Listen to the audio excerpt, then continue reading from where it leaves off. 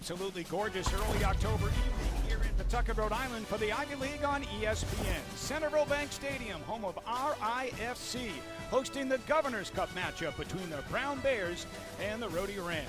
And hello, everybody, and welcome to our broadcast on ESPN. Scott Cardicci alongside John Anderson. We're happy to have you with us for the matchup between the Bears and the Rams. Very historic game here tonight between these two programs. First American football game to be played here between these two programs here in Rhode Island. Absolutely. At a great venue. Looking forward to it tonight. And this is a matchup. Two teams looking to pick up a win after road losses last week. Let's take a look at some of the key players to watch. And we'll focus on a pair of Rhode Islanders. First, for the visitors from Kingston, Rhode Island, the Rhode Rams. How about wide receiver Marquise Buchanan? He's explosive, and the Brown Bears are going to have to really have their defense on top of him. Puts a lot of points up for them. He's got 30 receptions, 560 yards receiving. He is the real deal. The product of Classical High School in Providence. And on the other side for the Brown Bears, another Rhode Islander. How about North Kingstown's Ty Pezza? Ty Pezza is going to have to lead that wide receiver group today. A very good defensive backfield for URI. Ty is a senior, worked very, very hard. He's explosive himself. Had a great catch, as we see right here at Harvard last week, to bring us within 14-7. We're going to need him tonight. And the captains for both teams coming out to center field for the opening coin toss, and we will find out who will get the football first to start this game. The Rhode Rams in their Rhode white jerseys with the blue numerals, the blue helmets, the Rhode blue Ram insignia, and the silver pants. And the Bears in the home brown jerseys with the white numerals, the brown helmets with the Bear logo on one side and the School B on the other side, the white pants and the white and silver trim. There you see the captains for the Bears, James Murphy and John Perdue.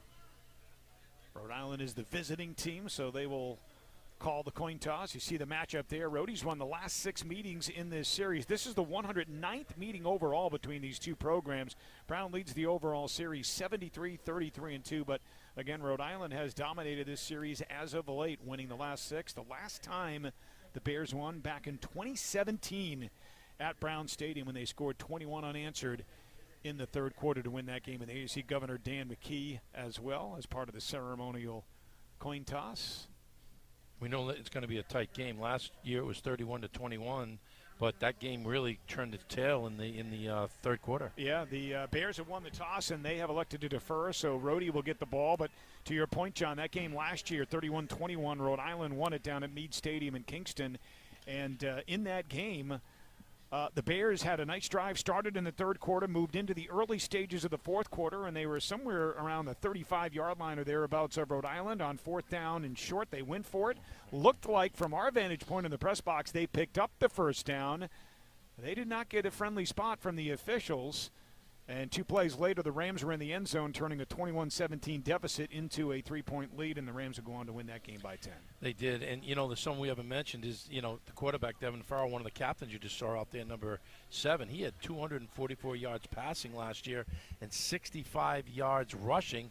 That was the highest rush that he had all season. So they're going to have to watch out for that quarterback. Yeah, no doubt. Devin Farrell is a dual threat for the Rams. Bears bring their kickoff unit. There you see the Governor on the Brown sideline. I like what the Governor's doing. He's got the Brown hat on and the URI sweater. That's right. And he plays it right down the middle. He'll spend one half on the Brown sideline, the other half on the Rhode sideline, and he will also join our very own Nick Coit at halftime as well. So we will hear from the Governor of the state of Rhode Island, Dan McKee, who was kind enough once again to host a press conference earlier this week at the Rhode Island State House promoting this football game here tonight. First ever American football game played at Centreville Bank Stadium here in Pawtucket, Rhode Island. Crabtree has the ball teed up at the 35-yard line, set to kick it deep to the Rams, and he gets his leg into it. This one end over end, and a fair catch is called for and bobbled at the 6-yard line. And that is where the Rams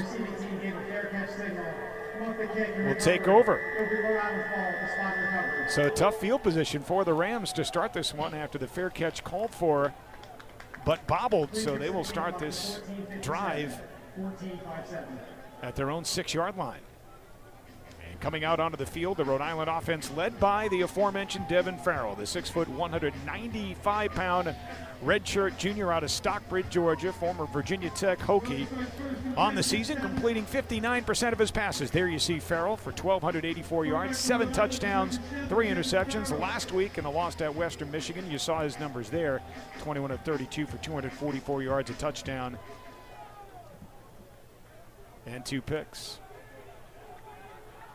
Farrell motions his running back Littleton out of the backfield, and he's going to throw it on first down, and the pass complete across the middle to Greg Gaines the third, and Gaines picks up a healthy 8.5 yards on the first down catch. Nice conservative play right there by URI just to kind of get Farrell in the groove right there, and brings up a real 2nd and short. It'll be 2nd down and 1 for the Rams from their own 16-yard line. Farrell operates out of the pistol. Takes the snap, fakes the handoff, wants to run it right, and he is going to be dropped in the backfield. Sacked on the play by Nevaeh Gaddis. Gaddis does a nice job there of really playing disciplined football and staying back in his corner position. If you watch him, he doesn't bite, and then he comes right out and makes a great tackle. Good job there by Gaddis, the senior from Graham, North Carolina. And now the Rams, who are in 2nd and short, now face 3rd and long, 3rd and 8 from inside their own 9-yard line. Farrell with 2 receivers to his left, 1 to his right. Takes the snap, back to pass. Blitz is on. Farrell gets hit as he gets rid of it. It's intercepted. Archie picks it off, and he's going to be tackled around the 10-yard line of Rhode Island. A little different for Brown this week. Last week, they were at the other end of a turnover, but a great job right there. You got to give that to the defensive line right there, putting pressure on Farrell. As you watch here, they're able to get up the field, the nice blitz inside, and he does a great job right there, Archie. For Elias Archie, 2nd team All-Ivy a season ago. He had 1 pick last year for the Bears, and that is his first interception of the season this year. And the Brown offense with great field position. They will take over at the Rams 10, where it is 1st and goal to go. James Murphy, the quarterback, with Matt Childs, the tailback, standing to his left. On first down, gives it to Childs on the end around to the right, and Childs will take it down to the 6 for a gain of 4. Childs does a nice job of just staying disciplined and runs his right up into that seam nicely right there. He is their go-to back, sophomore. Last year, a lot of accolades as a rookie. 2nd down, goal to go for the Bears at the Rhode Island 6-yard line. Murphy gives it to Childs again, running to the left, bouncing to the outside, into the end zone. Touchdown, Bears. Childs does a nice job of bouncing that one to the outside, but the Bears do what they're supposed to do here. They take a turnover and they turn it into 6 points early on here. As you pointed out, John, almost the direct opposite of what happened to Brown last week up at Harvard, as James Murphy on the first play from scrimmage threw a pick 6, and the Crimson took an early 7-0 lead, and now the Bears are an extra point away from doing that here against Rhode Island. A point after attempt by Crabtree, who is 6 for 6 on PATs this season. Out of the hold of Malcolm Flynn. Good snap, good hold. The kick is up, and the kick is good. 13-11 to go here in the opening quarter, and the Bears take the early 7-0 lead after the interception by Elias Archie. We'll take a timeout. You're watching the Ivy League on ESPN.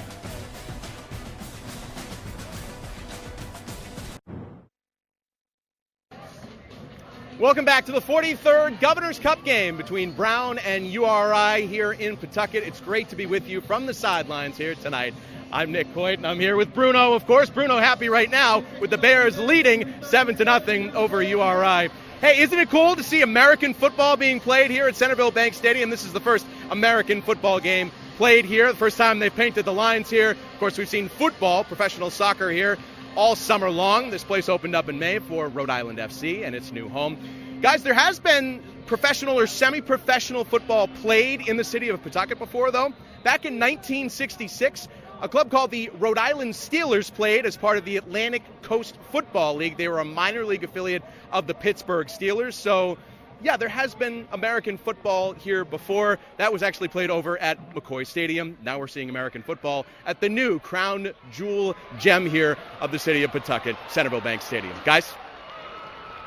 All right, Nick, thank you. Nice return by Angel Sanchez, the grad student, former Bishop Hendricken product, as he takes it out around the 40-yard line. So much better field position for the Rams here to start drive number 2. Their first offensive drive started deep in their own territory, resulted in a turnover, and the Bears capitalized just a couple of plays later on the 6-yard touchdown run by Matt Childs. 7-0 Brown here, just under 2 minutes into this game. Scott, we got to remember that URI is 4-1 here. They've had 5 games so far, so they're going to settle in here. They are ranked 8th in one poll and 10th in the other in the FCS Top 25 college football rankings. Here's Farrell, pulls it, keeps it, runs it right, has some room and takes it out across midfield, stepping out of bounds in Brown territory after a gain of about 10.5 yards and good enough for a Rhode first down. Little misdirection right there by Farrell. Nice little job that he reads it well, pulls it out. He's able to get up the field for a first down using his legs. And I think they're having an issue with the chains right now. I don't know if they got tangled up there on the far side of the field. So the officials call a quick timeout here just to get the chains untangled. And now I think they're all set. There you see the chain gang on the Rhode Island sideline. They're all set to go. 1st and 10 for the Rams. They have it in Bears territory at the 49-yard line of Brown.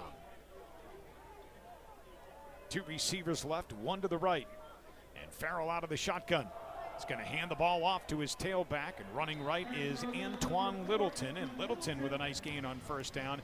Picks up 5 to the 44-yard line. Littleton, the redshirt senior from Greenbelt, Maryland, also played at Temple in Maryland. He is the 4th leading rusher in the CAA, averaging 91 yards per game on the ground. He has 455 yards total coming into this game and a team-leading 5 touchdown runs. 2nd down and 5 for the Rams. They're at the Brown 44-yard line. They dump it off, and it is complete. Caught for a first down. Down inside the 40-yard line. The catch is made by Connor Feiner, the tight end. Feiner does a nice job right there. Remember, the Rams came into the season ranked high in the CAA, and there's high expectations for their success this year in the CAA. And, you know, you got to give a lot of credit to Coach Jim Fleming. And he's done that, as you had mentioned, with a lot of, he's got some transfers, and he does have some Rhode Island players. Yeah, he's got a strong Rhode Island presence on his roster. Littleton, the ball carrier, is going to take it inside the 35 down to the 34-yard line for a pickup of 4. Jim Fleming in his 12th season as head coach, and he led the Rams to the CAA championship and the NCAA playoffs last year in the FCS. They won a first-round game at home against Central Connecticut before losing on the road at Mercer. 2nd down and 6 from the 34-yard line of the Bears. Farrell out of the shotgun. He wants to pass. Looking left, firing left. Has a man wide open at the 20-yard line, and the catch is made by Marquise Buchanan, the local product out of Classical High School, just down the road in Providence, Rhode Island. He moves the chains for a Ram first down. Brown's going to have to really tighten up there. Farrell looked right at Buchanan. He didn't look at anybody else, and Buchanan was wide open in the flat right there, and he's one of their #1 receivers. So Brown's going to have to respect that combination of Farrell to Buchanan. 1st and 10 for the Rams. Littleton, the ball carrier from the 20, muscles his way inside the 15-yard line. So a pickup of 5 yards on the first down carry for Littleton. Nice tackle there by Sam Smith, number 58. Big special teams player and starting linebacker for Brown. Littleton gets it again, running to the right, cuts it up, and he picks up about 3 more down to the 12 to bring up a 3rd down and 2. Pat O'Neill, John Purdue in on the tackle for the Bears defense.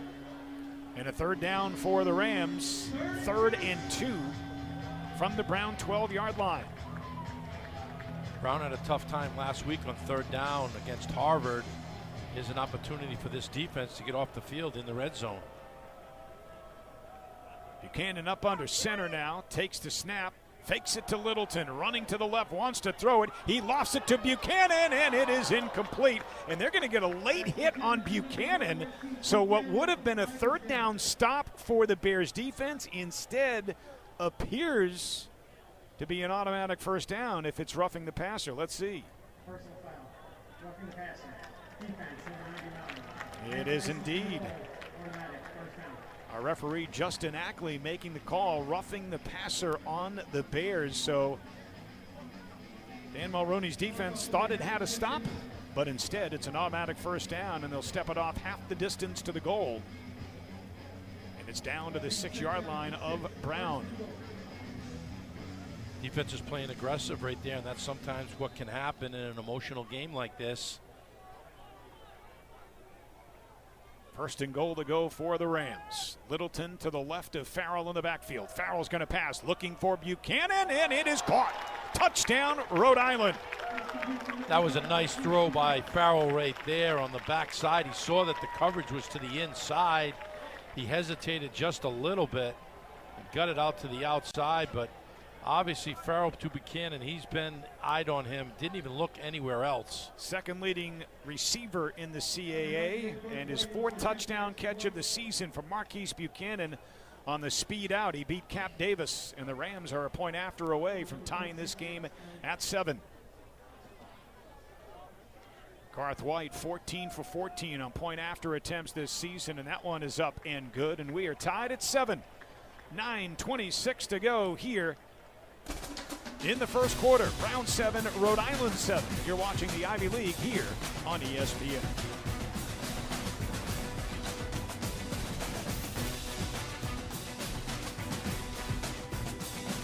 Well, as we mentioned, the Rhode Rams, defending CAA champs, picked to repeat again this year, and they are currently ranked in the top 10 of both FCS polls. Number 8 in the Stats Perform FCS Top 25, 10th in the AFCA Coaches Poll.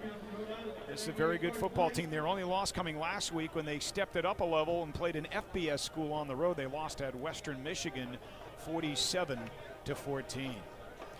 And this team has learned how to win on the road and at home, and they've learned how to come back when they're down, and Coach Fleming has done a great job in terms of putting depth in his roster. Yeah, and look at the how they settled down after that turnover that led to an early Brown touchdown. They mount a nice drive. Fair catch called for and made by Archie, and the Bears offense will take over on their own 25-yard line to start this drive. 7-7 the score, and we are not even midway through the opening quarter. The Governor's Cup between Brown and the University of Rhode Island. There you see the Ram defense. What an exciting night here, though, as we earlier could see the Seekonk River, because that's where Centreville Bank Stadium sits on. And as we look out, we can see the boats with the dark, and over here at the boat ramps. And exciting for Rhode Island football. First down, Murphy's going to hand the ball off to the tailback up the middle. Didn't catch a number. Looks like it was Childs. It was Childs. And he picks up 3 yards out to the 28-yard line. It's going to bring up a second down and 7. Childs, that was his first touchdown run of the season. The 6-yard TD that put the Bears up 7-0. He also has 1 receiving touchdown this year. Give it again to Childs, and this time the Ram defense all over him. Case Mankins, the son of former Patriot offensive lineman Logan Mankins, makes the tackle. Nice tackle by Mankins right there as he gets off his block. It comes off, an ex-Patriot. Case was one of the few Ram players that showed up at the State House earlier this week for the Governor's Cup press conference. And I talked to him. I said, boy, I loved watching your dad. Lifelong Patriots fan. His dad was a tough son of a gun. Now he runs a farm up at their home in Attleboro, Massachusetts. Third down and 7. Murphy to pass. Blitz gets rid of it. Has a man. It is complete to Najai Rahman. And Najai Rahman's going to be stopped just shy of the first down. Tackled at the 34-yard line. It's going to be 4th down and 1. And right now, Perry keeping his offense on the field as they hurry up to the line of scrimmage. Murphy takes the snap. And he gives it to Childs, and Childs, extra effort. Did he get it? I think the side judge here says he did, and he did. Wow, it looked like the Rams may have had him stopped, but Childs able to lean forward and pick up the needed 1 yard. They're going to try their hurry up right again. They've got URI confused right here on defense. Well, I think that was more too. They didn't want to review that one, right? Get the snap off, because if they review it and the spot was short, Rhode gets the ball in great field position. So the Bears wisely get a playoff quickly, gain only a yard on that one to the 36-yard line. That was very close. All effort by Childs right there as he's wrapped up. Uses his leg strength. Knowing where the first down marker is so important. He's a young player, only a sophomore. The reigning Ivy League Rookie of the Year, Matt Childs.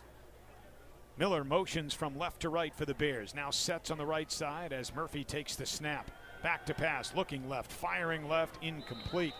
His intended receiver was Trevor Foley on the Brown sideline, but he was well covered, so Murphy wisely threw that one out of bounds. Didn't look like he got a very good throw off, a little wobbly, but he did throw it to the outside. Smart move to get that ball not in harm's way here, especially with the speed that URI has on the defensive backfield. Murphy had a real good game in the opener against Georgetown. 20 of 28 passing for 219 yards, threw a couple of touchdowns. Last week, a rough one against the Harvard Crimson. 14 of 26 for only 99 yards, 1 touchdown and 3 picks. And a timeout called here by the Bears to talk things over. And we'll take a timeout too, with a score 7-7 and 7:05 to go here in the first quarter. You're watching the Ivy League on ESPN.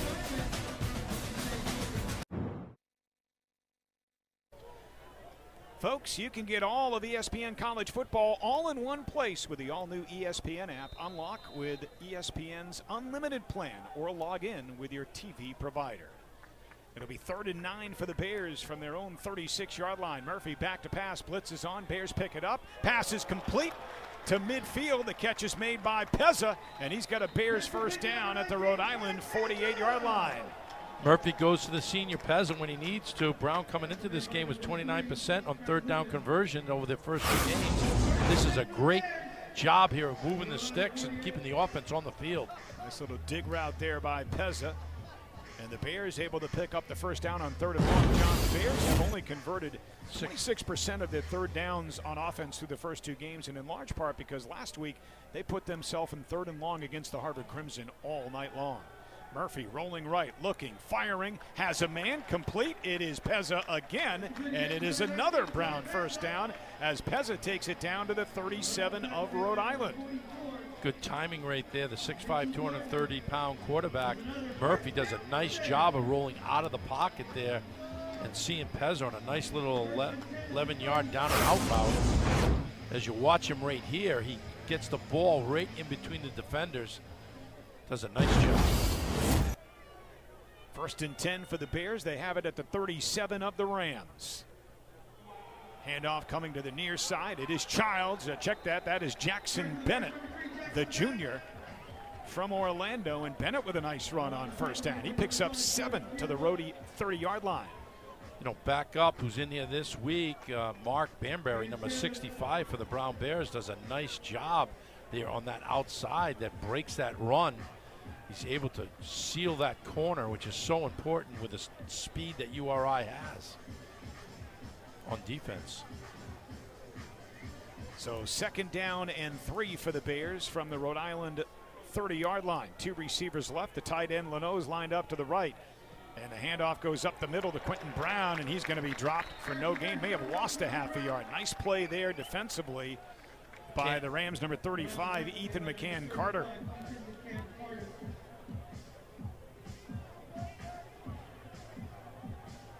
McCann-Carter, a local product, played his high school football a stone's throw from here at St. Ray's in Pawtucket. Yeah, 3 plays from St. Ray's. Take another look at it right here. As you watch him, he comes right up inside the gut there. Does a nice job of wrapping around the lower body of Quinn. It's a tough runner to get down. This is a home game for him. He hails from Pawtucket, Rhode Island. 3rd down and call it a long 3, almost 4 yards for the Bears now. Play clock down, and I think James Perry was able to get a timeout call before the Bears took the 5-yard penalty for a delay of game. 2nd timeout used by the Bears here in the first quarter. And a good call there by James Perry. You don't want to take a 5-yard penalty in that spot. No, not at all. You don't want a smart move This is a big third down for this team. They've really worked hard, had a good sustainable drive here. They've converted on third down a few times. So to keep this drive alive against an explosive URI team was ranked. Important to move the chains here. So a good timeout. Let them see what they're going to call here. They're going to line up Matt Childs in the backfield to the right of Murphy.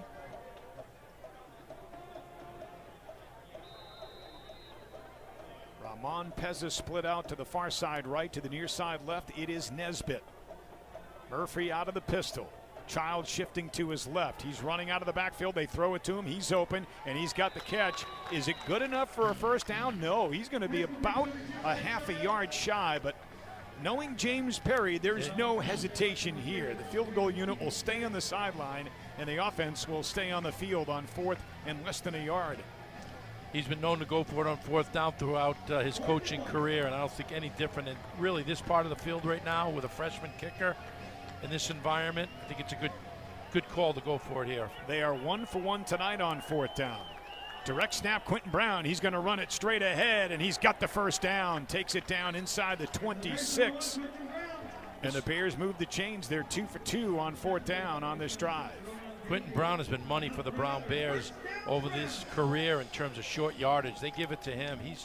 He is tough, strong. Those legs never stop pumping. That is the Bears' Kodiak package when they snap it directly to the tailback Brown.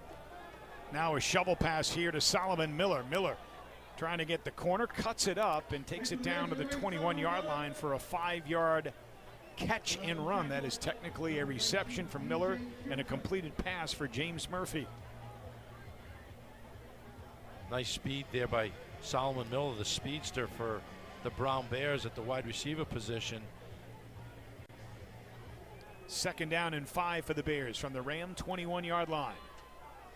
Murphy takes the snap. He's going to hand it off to Eli Jones, the freshman, and Jones takes it down inside the 23-yard line for a pickup of 3-4 more. For all of our football listeners, Brown uses a lot of running backs. They have a deep running back room, as you're going to hear. It's Childs, it's Brown, it's Bennett. It just continues on that list. Willie Edwards, the assistant head coach and running backs coach for the Bears, really likes the depth he has in his running backs room. Of course, folks in Rhode Island remember Willie as being the former head football coach at Moses Brown many years ago. 3rd down and 2 for the Bears. Snap to Murphy. Looking right, going for it all for Peza. It is caught. Touchdown Bears. Great catch by Peza right there in the corner. He comes up over the top of the cornerback. Great throw by Murphy. Brown Bears a very successful drive. That's the 3rd time tonight that Peza's had a catch on Trey Lubin. And this one good enough for 6, and the Bears regain the lead 13-7. They'll try to make it 14-7 off the foot of Drew Crabtree. When the lights are on and he's a Rhode Island native, a senior, looking for him to step up, and he stepped up here early in this game. So how about this, John? There have been 3 touchdowns scoring this game, 2 of them from Rhode Island products. Ty Peza and Marquise Buchanan, and the other from Matt Childs, who's just up the road from Midway, Massachusetts. Crabtree to attempt the point after. Good snap, good hold. Kick is up, and the kick is good. 2:15 to go here in the opening quarter, and the Bears regain the lead. It's 14-7 Brown. And you mentioned that, Scott. This is Division I football, and here's 2 receivers on both sides of the football that are doing a great job for their teams here. Buchanan and Peza right there making that great catch. But it's great for Rhode Island football to see this type of display out here for the young people that are here, that, you can go do this and you can play in the spotlight of an ESPN game. And John, ironically, tonight there is a gigantic high school football game in the Ocean State, just down the road in Providence at LaSalle Academy. LaSalle hosting Bishop Hendricken in a battle of 2 Division I powerhouses. And come to say is the head coach of Brown, James Perry's son, is the quarterback for LaSalle. That's right. So Coach Perry, you see him right there, missing his son's game tonight against Bishop Hendricken. Well, from talking to Coach earlier in the week when we talked to the coaches, his whole family's at the LaSalle. That's right. That's right. When we asked him that question, he said he wouldn't have it any other way. Sanchez, the deep receiver. And this is a low kickoff handled by one of the upmen and then fallen on right at the 25-yard line. Not much there that Dante Bishop could do. He's an offensive lineman, so he just kind of pounced on it and said, I'll let my offense come out and take it over from here. I've got to say here, that's a big fella's dream right there. If he catches that cleanly, he's on the run. You don't get the ball much. No. This has been a shootout here, Scott, with 2:12 to go in the first quarter. Both teams have scored on their possessions. Yeah, I mean, 21 points, and we still have 2 minutes to go here in the first. Farrell and the Rams will start this drive at their own 25-yard line, down by 7 again. Littleton, the ball carrier, running to the left. He makes a couple of tacklers miss and picks up a nice first down run of 12. Littleton was able to break through 2 would-be tacklers. That was all Littleton right there. Number 4, big and strong, and he's able to just kind of cut to the outside there, but keeps his feet moving and does a good job that you can't teach running backs how to have tacklers miss him. That's what he did. They'll give it to him again, and this time the Bears defense all over him after he gains maybe a half a yard. Looks like no gain, but Littleton, to your point, big and strong, 6'1", 240 pounds. He can bring the pain. And when you're a defensive back and you're at that 180 to 200, depending on what they want to put you at, and you look at one of these guys coming, it can ring your bell a little bit. Littleton will take a breather here on 2nd and 10 for the Rams from their own 37. Bears showing blitz off the right corner with Nevaeh Gaddis. And here he comes. Farrell back to pass, gets rid of it quickly. And it is complete out to midfield. Connor Feiner, the tight end, at the 46-yard line of Rhode Island. It's actually going to be a 9-yard gain, so a pickup of 9 will bring up 3rd down and 1. It's a good job by Farrell, though, by sensing the blitz and getting rid of it quickly. Exactly what I was going to say. Gaddis is coming on the outside. He could feel it off his back and does a nice job of finding this tight end. Now here's a chance, 3rd and 1. See if URI can move the sticks. You would think this would be Littleton territory. We shall see. Double tight end, and what do we got? Illegal shift or a false start. You know, those hurt you. Disciplined plays. We talk about disciplined football teams. Either side of this football, turnovers and penalties can hurt you in any football game. And now you've got a 3rd and 1. That changes the game plan now. Yeah, definitely changes the play call, right? You got it.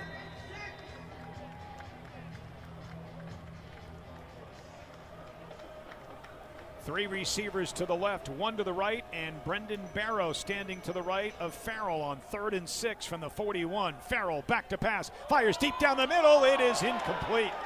Little contact there, but no penalty marker. Feiner thought that the Brown defensive back hit him early. He might be right. That was really close. You know, we'll see that one, but a good route. Farrell saw the route. He was glued into him, thought he had him, and just good defense. As you watch this, it was bang, but Bayo did make contact with his left shoulder just before the ball arrived. But I could see the officials letting it go because it was that close. It was a bang play. So now James Allen on to punt it away for the Rams. End over end punt. Fair catch is going to be called for and made by Rahman at the 25-yard line. So 4 seconds to go here in the first quarter. The Bears will run likely 1 play, and then we will take our in-between quarter breaks. John, to your point, it's been an exciting first 15 minutes of football here. We've seen a lot of action. 3 touchdowns scored, 2 by the Bears, 1 by the Rams. Both teams are playing some disciplined football. I mean, the Rams obviously had, their one little turnover, and they had a little mistake here. But overall, both teams, playing some very clean football. Bears will start this drive at their own 26-yard line. Leno's the tight end, motions in tight to the left, handoff to Childs, and a nice run for Childs on the final play of the first quarter as he picks up 4 to the 30. And that'll do it for quarter number one. After one, the score, Brown 14 and Rhode Island 7. You're watching the Ivy League and Rhode Island's Governor's Cup game right here on ESPN.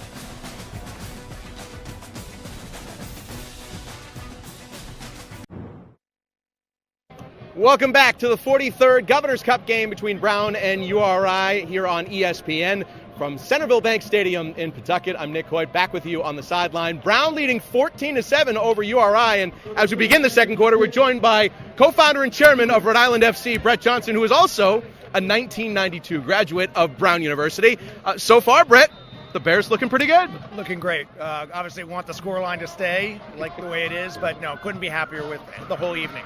When you look around the stadium, you see the fans coming out and seeing the atmosphere for an American football game, the first in the stadium. Just what are your initial thoughts looking around? Again, it's a dream come true. It's exactly what we envisioned when we built this stadium, a home for all of Rhode Island. So to have Brown and URI, Governor's Cup here, and I expect to see a lot more Brown sporting events here in the future. Just the beginning. And you'll see some URI sporting events because next year this will be the home for Rhode football as they renovate Meade Stadium too. So excited to bring some more football here too. That's right. I'm excited about that partnership, and it's appropriate that this is called the Governor's Cup. The governor was a real part of making sure that this happened, but being here on the shores of the Seekonk, right down the road from Brown, seeing these two teams compete against each other, so a great night. And again, hopefully for me and my bias towards Brown, I'd like to see that scoreline continue, maybe extend the score a little bit. So Brown looks great. Yeah, we'll see how it goes here in the second quarter. Brett, thank you for your time. We appreciate it. Awesome. Okay, thank you. Scott, John, back up to you.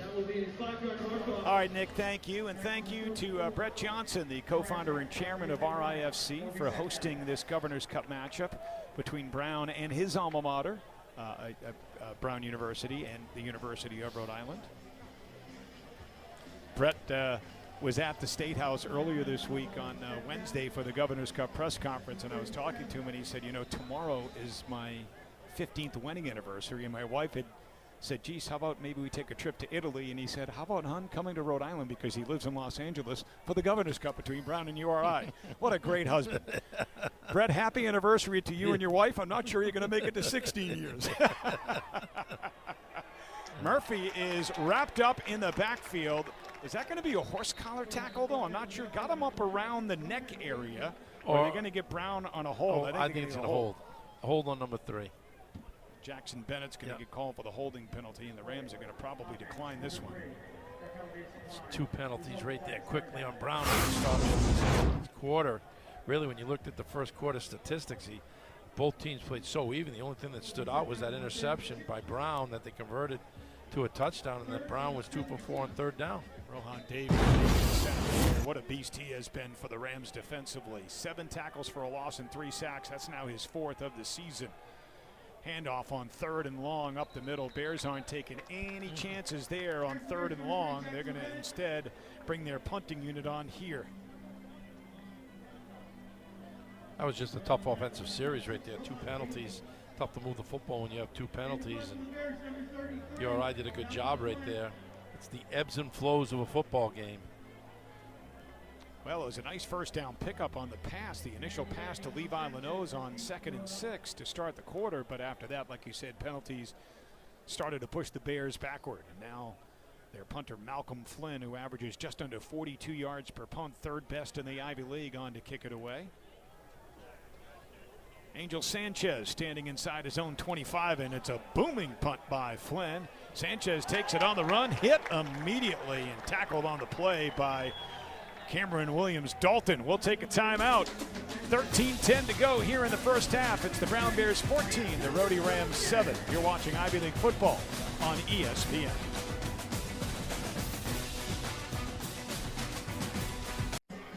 You know, about 75 years ago, both of these programs had live mascots. Bruno the Bear for Brown, and of course, Rhode had the Ram.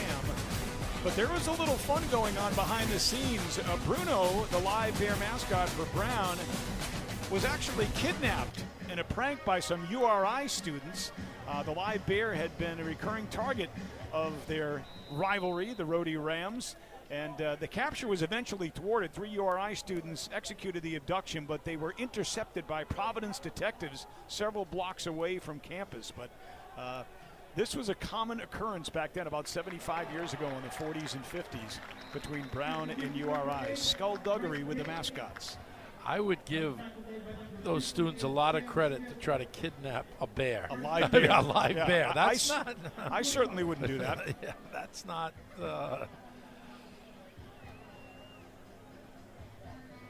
Rams of the football, 1st and 10 now on their own 45-yard line. Farrell up under center. Going to give it to the tailback, Barrow running right, and Barrow picks up 1.5 yards across the 46-yard line. Barrow will go to the sideline, and Antoine Littleton back in at tailback for Rhode Island. URI showing a couple different looks with Farrell underneath center on a 1st down, and now from the shotgun, trying to confuse this Brown defense. 2nd down and 8. Rams of the football at their own 45-yard line. Make it the 46. Farrell back to pass. Blitzes on, and he breaks through, and he's going to pick up some nice yardage with his legs. Picks up about 8 down to the Brown 47-yard line. Farrell did a nice job of reading the blitz there from John Purdue. You see it opens right up, he goes, and then Sam Smith, number 58, does a great job collapsing along with Lindsay, number 7, to prevent a 1st down. So here's a chance now for this defense, for Brown, to make another stop on 3rd down. So Farrell puts the Bears, make that the Rams, in a makeable 3rd down and distance. 3rd and 2 at the Brown 47-yard line. Farrell's going to pull it, keep it on the option, toss it to the right. It is Barrow, and Barrow's got a 1st down and more to the Brown 36-yard line. Good decision there made by Devin Farrell, the Rams signal caller. That was a great play. Everyone thought Littleton had it in the middle. Linebacker bid on it into the middle. You watch right here, boom, and he pulls it out, and now he's got the corner, does a nice job, makes 2 good reads. So the Rams moving the ball. They have it 1st and 10 at the Brown 36-yard line. Farrell takes the snap, gives it this time to Littleton. And Littleton's going to take it ahead to the 30-yard line for 6 more. A lot of misdirection and, tomfoolery, if you will. Faking the handoff here, faking the pitch there. And the Rams are loosening up this Brown defense a little bit on this drive. Well, they're trying to get the defense to bite on one of these, get them out of position. Everyone's got their position on the defensive side, discipline-wise, and they've got to stay home. 2nd down 4 for the Rams at the Brown 30-yard line. Farrell hands it to Littleton, and Littleton's going to be stopped for little or no gain on that play. That was a good read on the up front by the Brown Bears right there. John Purdue. John Purdue, the captain, had a great game last week against Harvard. Been a workhorse for him at the middle linebacker position. But here's another 3rd down right here. Rams today 1 for 3 on their 3rd down conversions. Coming in at just 39%, which was 7th best in the CAA on 3rd down. It'll be 3rd and 4 for Rhode Island at the Brown 30-yard line. Empty backfield for Devin Farrell. 3 receivers to his left and 2 more to his right. Play clock down to 3. Farrell just gets the snap off, looks, fires to the right, and has a man caught. Touchdown. Omari Walker was wide open, streaking down the far sideline, and the Rams are a point after away from tying this game at 14. That was all Farrell right there. If you watch him, he does a nice move with his left shoulder to the opposite side, gives Walker a chance to beat his man on the right side, and makes a great throw to the back corner of the end zone. First touchdown catch of the season for Omari Walker, the transfer from Arkansas State. And now the point after attempt here by Garth White to tie this game at 14. This game has been a shootout so far, both sides of the football.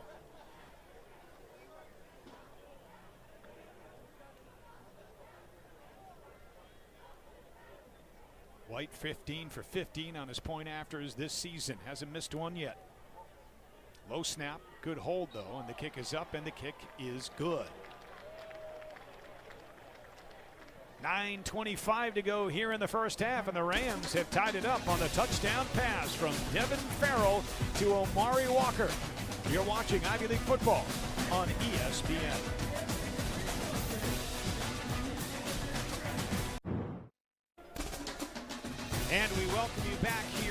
Centreville Bank Stadium in Pawtucket, home of the Rhode Island Football Club. Scott British, John Anderson with you. The Governor's Cup matchup on a neutral field. And here is today's trivia question. How many neutral site games have the Brown Bears played in the sport of football? That is an interesting question. I would say 0. You think this is number 1? I think this is 1. Okay.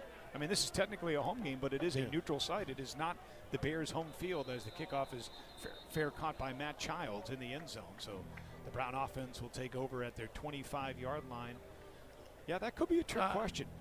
I know that probably is, but I would say 0. Although, wait, no, so they played in the 1919 Rose Bowl. So technically, that is a neutral field, right? Okay. I mean, well, that's Fritz Pollard's. But that's going to. That's, okay. Hey, it's All in right, the history okay. of Brown football. I thought of that first, but I was thinking in Providence, neutral field.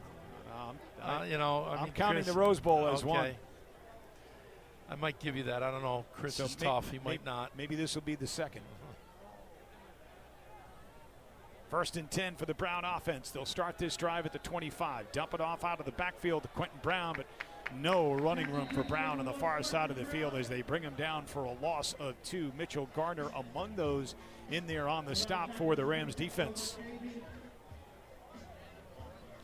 Quentin Brown's been a workhorse for the Brown Bears on the inside, trying to mix it up here and throwing a little pass out to him. He usually doesn't receive the football. Loss of a yard, 2nd down, 11. Bears backed up to their own 24, and what do we have here? A timeout called?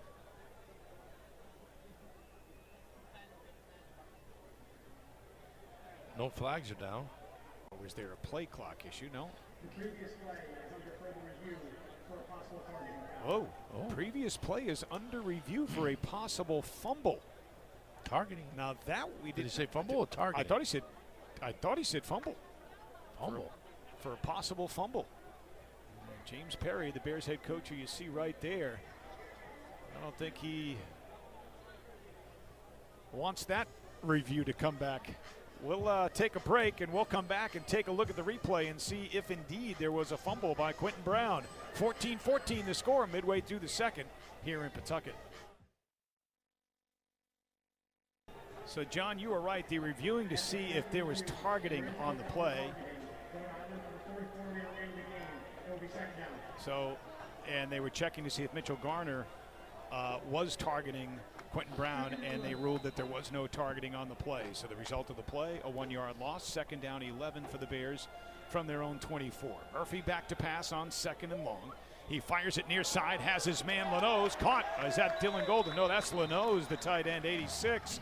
And it's a 1st down for the Bears out to the 41-yard line. Murphy looked really good in the pocket right there. A lot of confidence and staying home. If you watch here, made a great throw to the outside. It's a good conversion for a 1st down. DJ Curitan in coverage, but Leno's comes up with a nice over-the-shoulder catch. 1st and 10 for the Bears from their own 41. Snap to Murphy, looking, firing near side. It is caught. And that is Nesbitt, and he's got another Brown 1st down to the 48-yard line of Rhode Island. That was a well-planned play right there as Nesbitt turned right to the outside. And Murphy just places the ball right where he should. 1st and 10 Brown. They have it at the Rams 48-yard line. Give it to Childs up the middle, and Childs is going to take it across the 45-yard line close to the 44. Pickup of about 3.5 yards on the carry. Give him a gain of 4 down to the 44-yard line. Brown trying to get to their hurry up. We haven't really seen that play quick that we usually have seen of a Brown offense. Yeah, you know, they do it in spurts. Oftentimes last year they seemed to do it more in the second half of games than they did in the first, but at times tonight we've seen them hurry up to the line, try to get plays off quickly. 2nd down, 6 for the Bears at the Rams 44. Murphy fires it and is holding on the near side on Allende Johnson as he had his arm wrapped around Ty Pezza. And that's going to be pass interference or defensive holding. Take your pick. Either way, it'll be a Brown 1st down. Pezza does a nice route as he cuts to the inside. He was going to be wide open, and Johnson did everything he had to do. He just had to hold him. Justin Ackley is our head referee now, and I think he's just wants to talk to the official to see if it is holding or pass interference. And here we go. Pass interference. Defense, number 6. The ball will be placed at the start of the foul. So because it was less than a 15-yard penalty, you take another look at it right there. That right arm just wrapped around the waist of Pezza. They'll step it off to the 30, so technically a 14-yard penalty. Can't hide that from the side judge. He had you geared in all the way. 1st and 10 for the Bears at the 30-yard line of the Rams. Murphy's going to pass again, dumps it off underneath, incomplete, and a good job by Johnson that time to knock it loose out of the arms of Quentin Brown. He went to Quentin Brown on that play, but if you look at it, he had Pezza open over the middle in that cross right here. If you look right here, he's got Pezza coming in who is open, and he threw it out to the outside. He's probably going to want to have that one back, Murphy's, after he watches film. 2nd down and 10 after the incomplete pass to Quentin Brown. The Bears at the Rhode Island 30-yard line. 14-14 the score. 7:12 to go here in the opening half. Murphy takes the snap, fakes the handoff, wants to fire it. He does. Far side, wide open is Nesbitt. A catch and run for another Bears first down inside the 15-yard line. You really don't realize how strong Murphy is at quarterback, as he has got a defensive player, number 19 for URI, draped all over him, and he's still able to release that ball across his body to Nesbitt. Well, Murphy, the captain, is a big kid, 6'5", 230-pound junior from Reading, Massachusetts. Now he fakes the handoff here, rolling to his right, firing to the end zone, and it is caught by Dylan Golden. Touchdown, Bears.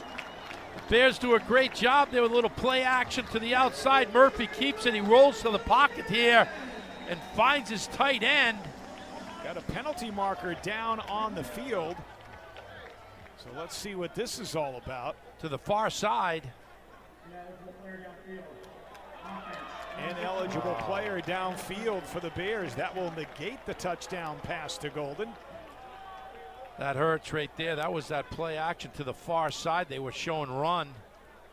So Murphy was rolling out to his right, and at some point a lineman must have kind of made his way beyond 2 or 3 yards from the line of scrimmage. Just taking another look at, oh yeah. Yeah, you can see him downfield right there around the 10-yard line. No doubt about it. And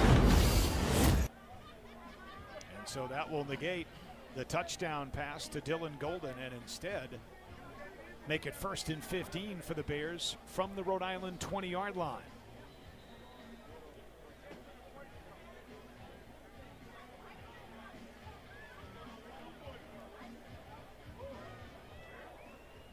Each team has been penalized twice thus far in this football game. Miller motions in tight to the left, handed off to Childs, running to the left, and he is going to be stood up and pulled back on the play.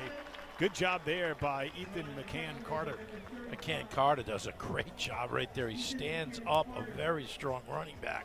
If you look at the strength that he showed there, as he really kind of took Childs and just put a stop right on him. 3rd down and long. Murphy to pass. Has time. Now he's going to run and get rid of it. Fire to the corner of the end zone. Caught just outside of the goal line by Pezza. It'll be 1st and goal to go for the Bears, and Murphy waited as long as he could to make that play. Take another look at it. As you watch him right here, he sees him coming down on him. He's going down and throws that ball with no leg strength, just arm strength.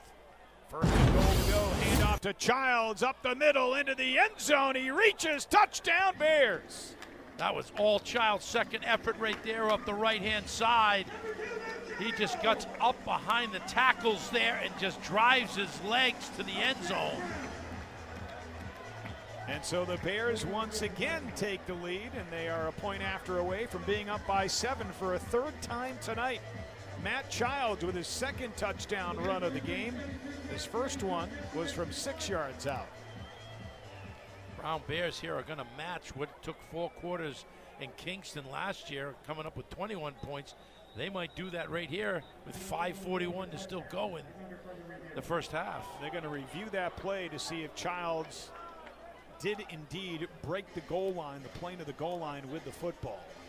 It looked like his initial push was, reached for it. And I don't know if the ball, kind of juggled loose momentarily. It looked like he had it initially. Take another look here. Right there, it looks like he had it. Well, that's going to be close. It's just gonna do the playing. Let's see if we can take another look at that right here. So here he is getting the handoff from Murphy.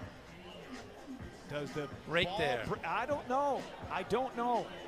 It was close. It may be so close that they can't overturn the call on the field that was touchdown, but he may have been inches short, John. I'm not sure the nose of the football ever touches the goal line. Does it? Right there. It might. It may have. I think it's going to be irreversible. I mean, it has to be, you have to, I don't know how they can reverse that. It looks like it's there. I would say, doesn't stand the call on the field touchdown, it will be second down goal to go from literally about an inch away from the goal line. It's that close. His second effort reaching was dangerous because the ball got batted loose. Here's the call. Here's Justin Ackley, the head referee. After further review, the Royals field is upheld. Touchdown. All right, it is a touchdown for Matt Childs and the Bears. I don't know how you could have overturned it. I think whatever the call was would have stood. I think if they had ruled no touchdown, I think that would have stood as well. It was that close. And so now Drew Crabtree to try to put the Bears up by 7.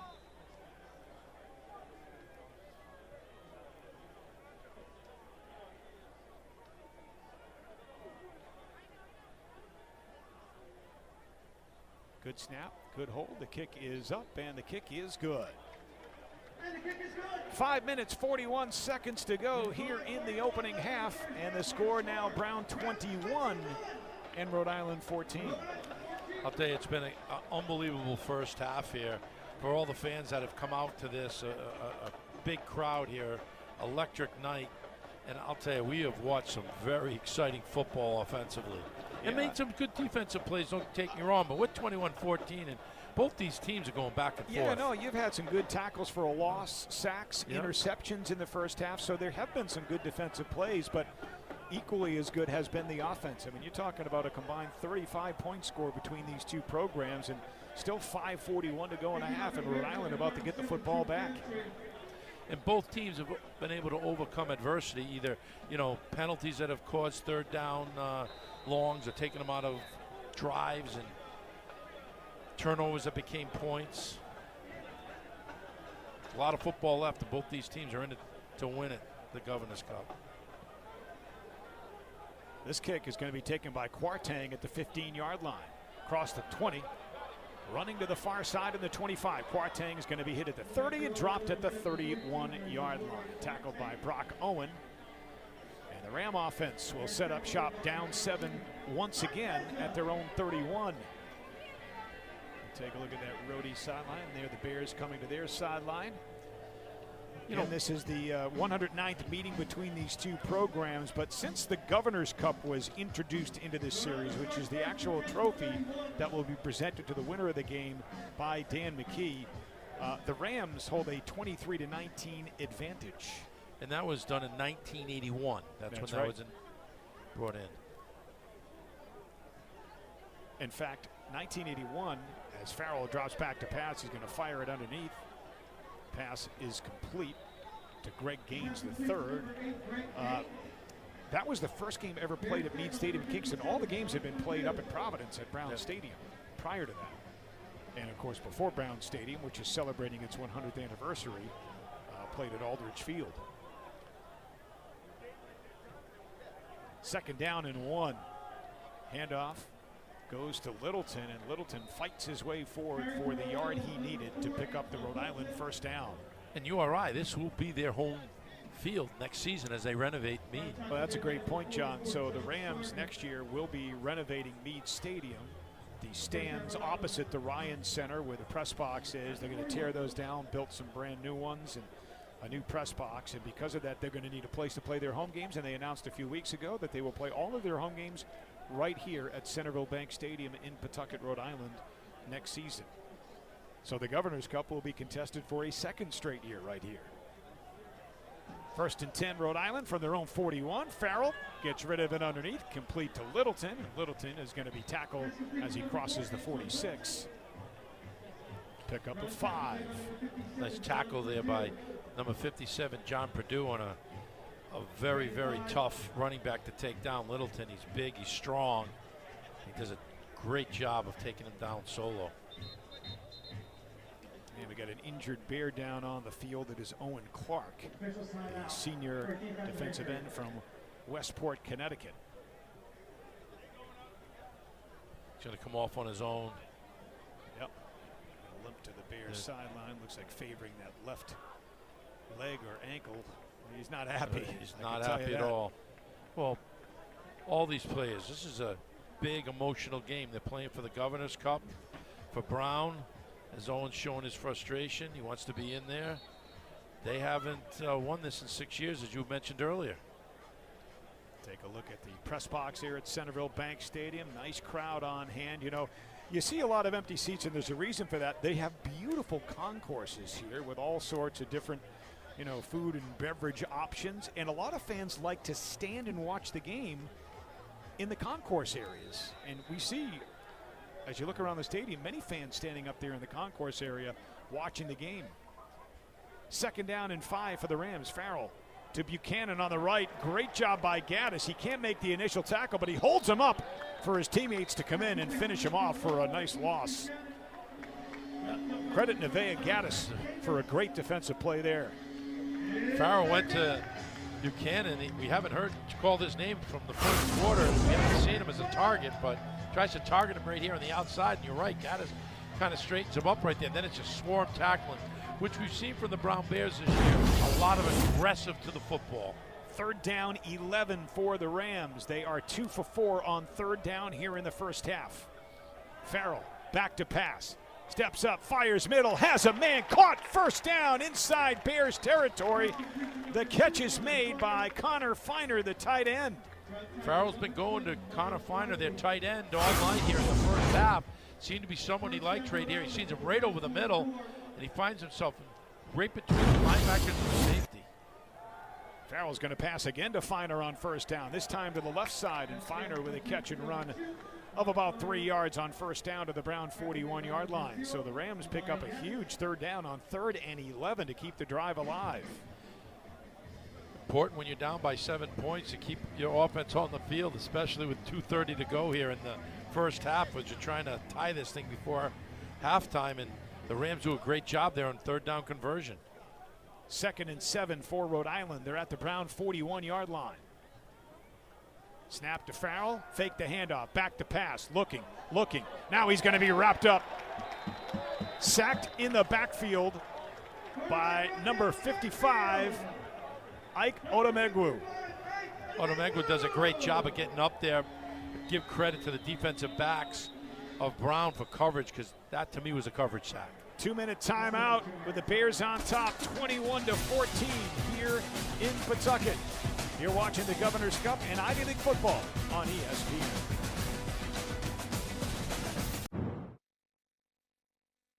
So the answer to the trivia question, Brown has played 27 games, with this being the 28th on a neutral site.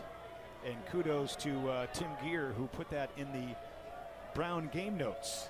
The Bears 12-15 in those 27 neutral site games coming into tonight. Dump it off to Littleton out of the backfield on 3rd and long, and he's going to be wrapped up for no gain. Great job again by Nevaeh Gaddis. Gaddis is having a great first half right there. He came off of his coverage right there. Great screenplay by URI, set up very well, and Gaddis just blows it up with a nice tackle. John, I'm surprised the Bears aren't considering using a timeout here. I mean, go for a score before halftime, and then they get the ball to start the third quarter. They won the coin toss and deferred their choice, but they're going to let the clock wind down here a little bit. But you know James Perry's philosophy, too. It's a yard per second, essentially, is what it works out to be. And they still have one timeout remaining. Fair catch is going to be called for, and it is dropped by Rahman, who dies on it back inside the 10 at the 9-yard line. So Najee Rahman called for the fair catch and nearly gave the Rams a gift. Instead, now with 106, And now inside your own 10-yard line, John, this kind of changes the equation if you're Brown, right? I don't know if you want to do anything risky in this area of the field. Now, the Rams have all 3 of their timeouts remaining, so the Bears can choose to hand it off 3 times, and the Rams will still get the ball back, you know, with probably 40 seconds or so. If you're the URI, you're going to use those timeouts right here and see Yeah. if you can maybe even block a punt here and go for it. Now, if you're Brown, I think you got to be real conservative with the football. Murphy will back up into the pistol to his right. Childs in the backfield on 1st and 10 from the Brown 9. Murphy's going to throw it on 1st down, and he fires it underneath. It is complete, and the catch is made by Nesbitt. Pickup of 9 on 1st down, so that changes the equation a little bit. Now the Rams don't want to use timeouts because they don't want to give the Bears time to move the football. Bears hurry up to the line of scrimmage on 2nd down and 1. They're going to give it up the middle to Childs. He's going to be stopped right at the line to gain. Let's see if they give him the 1st down. They do. They move the chains. So the clock stops momentarily to move the chains for a Brown 1st down. Brown's playing as if they're behind right here. Well, they're playing for points before halftime. Murphy's going to pass it on 1st and 10. Rolling right, firing a right. Incomplete. Pezza, the intended receiver, and he got hit late hard up high by McCann Carter, but no penalty marker down there. He's going to stop the clock with 34 seconds left now. Some oohs and ahs on this play right here. Now watch this. Could have been reviewed for targeting right there. You heard the fans kind of ooh and ah. Coach Perry went down and gave the sideline judge here a little earful on that. 2nd down 10, false start on the left side by Michael Nesbitt. That'll back the Bears up 5.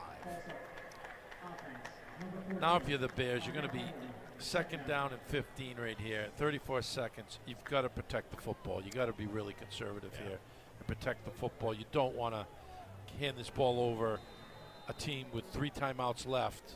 It's a lot of time if you hand the ball over at this part of the field. Murphy takes the snap. Childs is going to get the handoff up the middle, and Childs will take it ahead for a gain of a couple to the 18. And now Jim Fleming will use his first of 3 timeouts with 29 seconds to go.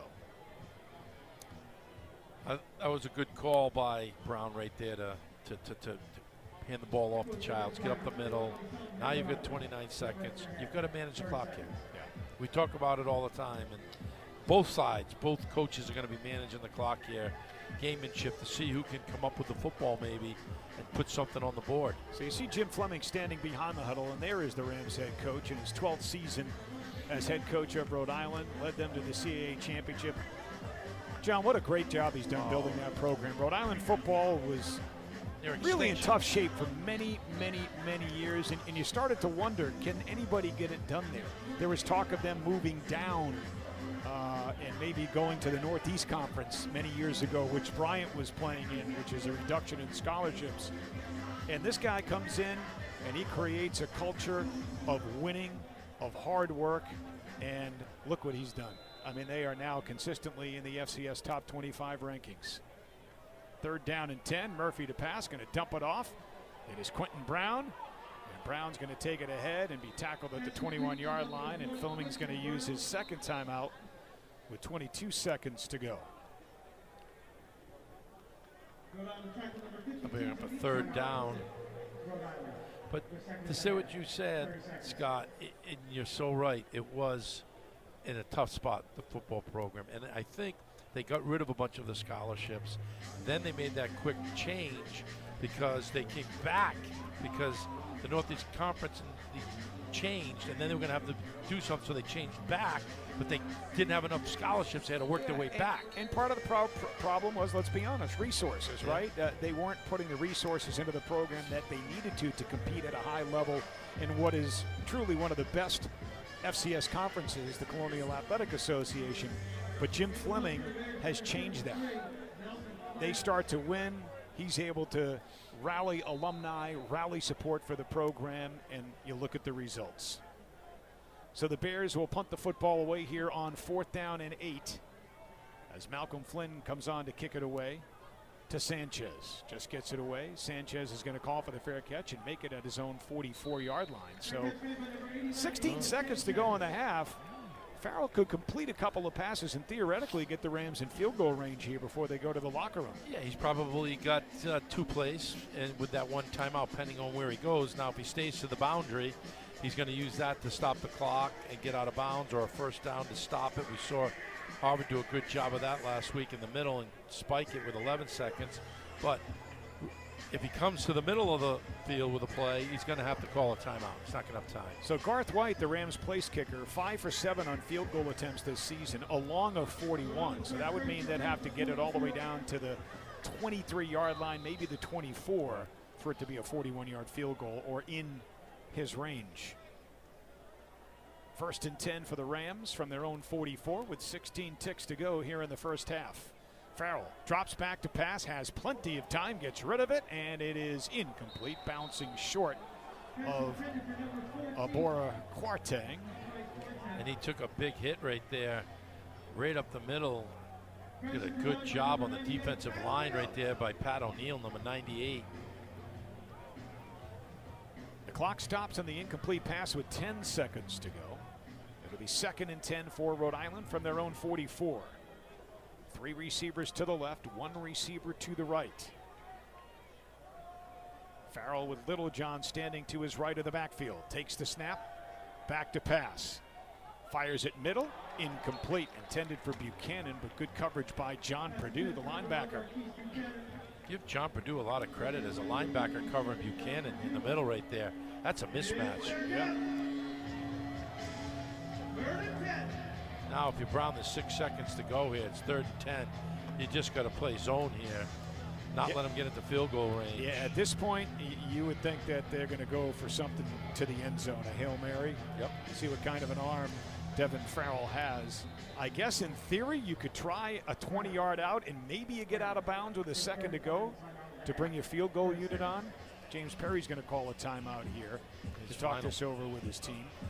Well, he knows how important every play really is. 2 options, right? Yep. Go with about a 15 to 20-yard out and then try a long field goal if you have time remaining, or you take a deep shot.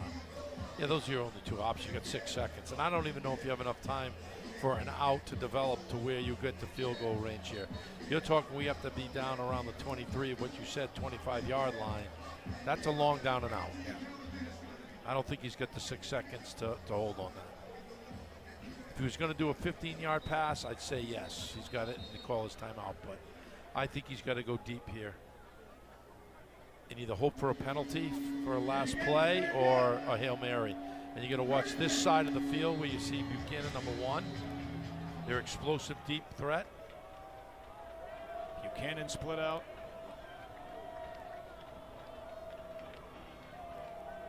To the left. Farrell the pass, just going to dump it off. This will be the final play, and he can't get out of bounds. Littleton gets out of bounds, but when the clock hits all zeros. Good first half of football here at Centreville Bank Stadium in the Governor's Cup matchup between Brown and Rhode Island. The Bears with a 21-14 lead, and they will get the football to start quarter number 3 as they won the opening coin toss and elected to defer. Right now, Nick Coit standing down on the field with the head coach of the Bears, James Perry. Nick, take it away. All right, here with James Perry, coach, leading 21-14 at halftime. Your offense, obviously a lot of success. 7 different guys have a catch, 5 different guys with carries. Just talk about the success of your team so far. Yeah, I mean, they're playing hard. I mean, really hard. They practiced hard this week, though. This is a great environment. We got a terrific opponent. We know we'll get a great effort out of them in the second half, so we got to make some adjustments and play even better. As much as you've been able to put points on the board, your defense, they get the early turnover and then they get the stop here late in the first half. Just how about the play of your defense so far? Yeah, really proud of them. I mean, and he's throwing the ball beautifully. He's a terrific player. You know, the wide receivers are excellent too. Obviously, we got a premier wide receiver in the country they're defending. So the kids know what they need to do in the second half. They'll keep working hard. I promise you that. James, good luck in the second half. Thank you. Appreciate it. Scott, John. Nick, thank you. Your halftime score, the Brown Bears 21, the Rhode Island Rams 14. We'll take a break, and we'll be back with more in just a moment. You're watching the Ivy League right here on ESPN.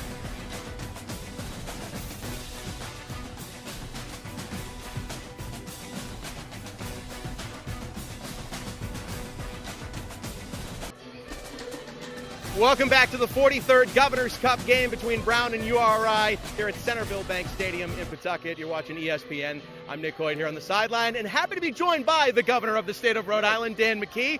Governor, great to see you. Obviously a great night, perfect weather, right? You enjoying yourself? I am enjoying myself, and the game is not disappointing anyone, that's for sure. Certainly a lot of scoring, which is great, but the governor's staying neutral. When somebody scores, you can see by the get up here, he's staying neutral, which is good. Up here, I got the Brown here. Spent the first half with President Paxton. Now going from Brown, and now I'll go and see Mark Palange, the president of URI. It's great, and it's great that the state comes together for something like this. As you look around and you see all the people here, I know you said the other day at the State House that you, Brett Johnson, the folks from Rhode Island FC had a vision for this place being not just a soccer venue, but a venue for a lot of different events. Is this what you envision? Yeah, great family venue here at Centreville Stadium here right in Pawtucket, for the Rhode Island Football Club. But Brett Johnson, one of the owners of the football club, the hockey club. The soccer club. Excuse me there. Although they probably could have. Well, they could do a lot of different events here, right? They could do some. I'll have to ask them. They probably could do some hockey here. Put as a well. sheet down in December. We'll do it, I'm right? telling you, this is a great venue, and the people here are really enjoying it. And to have a football game here with Brown and URI, and what a competitive game this is. So I'm sure that people who are watching this at home are really enjoying it as well. I know for you, too, it's great to see the kids from Rhode Island that are playing in this game. If you count it between the two programs, 25 kids from the state of Rhode Island are part of these two programs. Just what does that mean for the state's talent to stay here and play here? Well, you cover high school football here, and you know that the high school football is very competitive. Yeah. And Rhode Island has tremendous athletes. Marquise Buchanan from URI. Yep. Number one, he had the first touchdown catch for URI today, and locally you got other young people that are from Rhode Island playing in this game, but you're also pulling in from all over the country players, and so we know that this puts Rhode Island on the map, for its athletics. And also we want them to know that it's a great place to visit. Come on and see Rhode Island. It's a wonderful space. And obviously this is a crown jewel now here, Centreville Bank Stadium, which is awesome to come and see for this state, right? Crown jewel, the soccer is a big deal. We have the World Cup going to be in this area next year. We're preparing for that, and having hundreds of thousands of people are going to be visiting Rhode Island. And we're hoping that there'll be soccer games at this stadium during that time, their league games. We want people to come and see it, but we also want people in Rhode Island to see our oceans and our Newport and our Providence and the food and our history that's here. So this is a great way to actually really highlight a state like Rhode Island, but at the same time a tradition. I think it's like the 109th game or something like that. Time. Yeah, you're 109th game that they've had URI and Brown. Keeps the tradition alive, and the public and the people and the fans love it. Look at that. He even knows his numbers here, the stats, which is good. Governor, thank you for your time. Enjoy the second half and enjoy your night. Yeah, all right, Dan. Thank you for very coming. much. We'll toss it to break. We'll be back with more halftime here from Centreville Bank Stadium.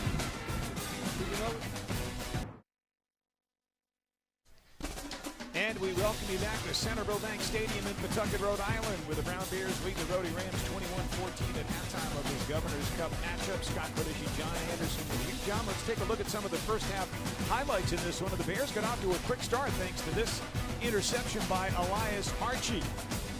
First series of the game for the Rams. A few plays later, it was Matt Childs taking it in from 6 yards out, and the Bears had an early 7-0 lead. But the Rams would have an answer. They would march down the field. Devin Farrell would find Marquise Buchanan in the corner of the end zone. This game was tied at 7. Brown would respond as James Murphy hit Ty Pezza, the Rhode Island product out of North Kingstown. 14-7 Bears. The Rams would answer again, this time a long touchdown from Farrell to Omari Walker, and we were all tied up at 14. And then the Bears give it to Matt Childs for a second time down by the goal line, and he's able to just get the ball and break the plane of the goal line. His second touchdown carry of the half, and 21-14 is your halftime score. As we take a look at the first half numbers, you see them right there. Pretty even across the board when you look at first downs, rushing yards, passing yards. You see the penalties, both teams penalized.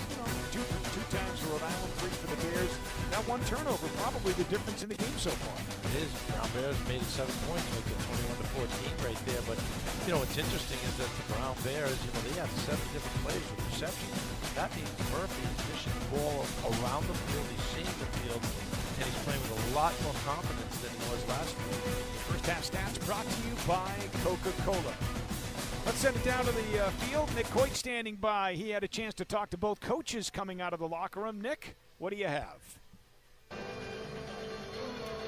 Guys, had a chance to talk with head coach of the Rhode Rams, Jim Fleming, coming out of the tunnel, and upbeat. He was upbeat, guys. I said, okay, what are the keys to the second half, coach? He said, well, we got to get stops on defense. Obviously, the Bears putting up 21 points in the first half. He said execution is key for the offense. He said they're moving solid, but still need to execute a little bit more to get back on the board here. Obviously wasn't happy with the early turnover. That sort of set the tone for the Bears. But, again, upbeat. Feels like his team is doing okay, playing with some emotion, so trying to harness that and hold on to it here going into the second half.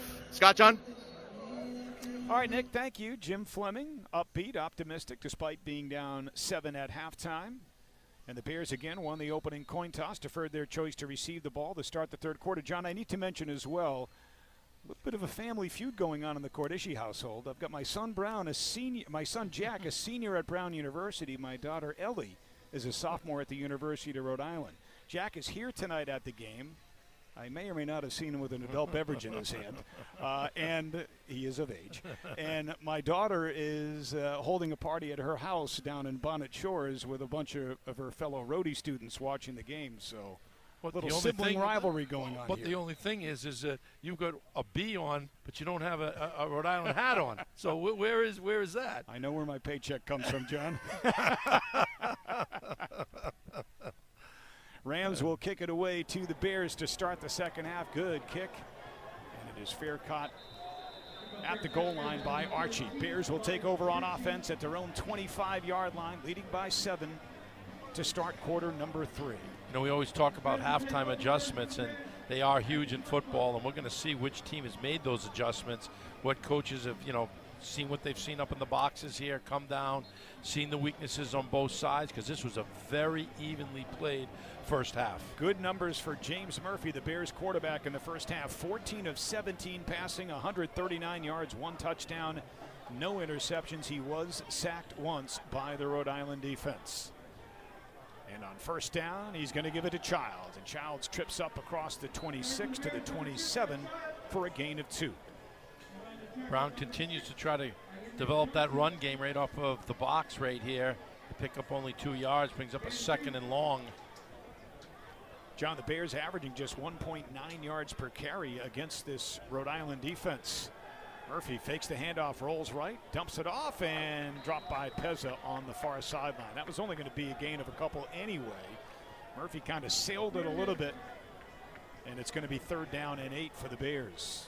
Rams didn't have a lot of success running it either. They averaged 3.3 yards per carry on their 15 attempts for a total of 50 yards. So both defenses doing a good job against the run. Well, the Brown Bears are 2 for 6 on 3rd down conversion in the first half, so we'll see what they can do here in the second half.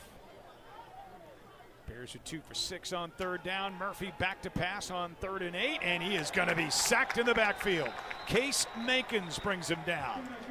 Makins does a great job right there of just staying up the field and wrapping up Murphy to bring him down on a big sack. And as you have mentioned in the first half, number 97, Makins, if you watch him right here, his father, New England Patriots, is a great player for the Pats. Tough offensive lineman, all pro, real good player. So the Rhode defense holds the Bears to a 3 and out, and on 4th down and 13, Malcolm Flynn will come on to punt it away to Angel Sanchez. Sanchez standing inside his own 40 to receive the punt from Flynn. Sanchez makes the catch, and he is hit immediately, but he spins out of a tackle across the 45, and he is clotheslined down by Pezza as he approaches the 49-yard line. Timeout on the field. Just a minute 20 into the third quarter. The score remains Brown 21, Rhode Island 14.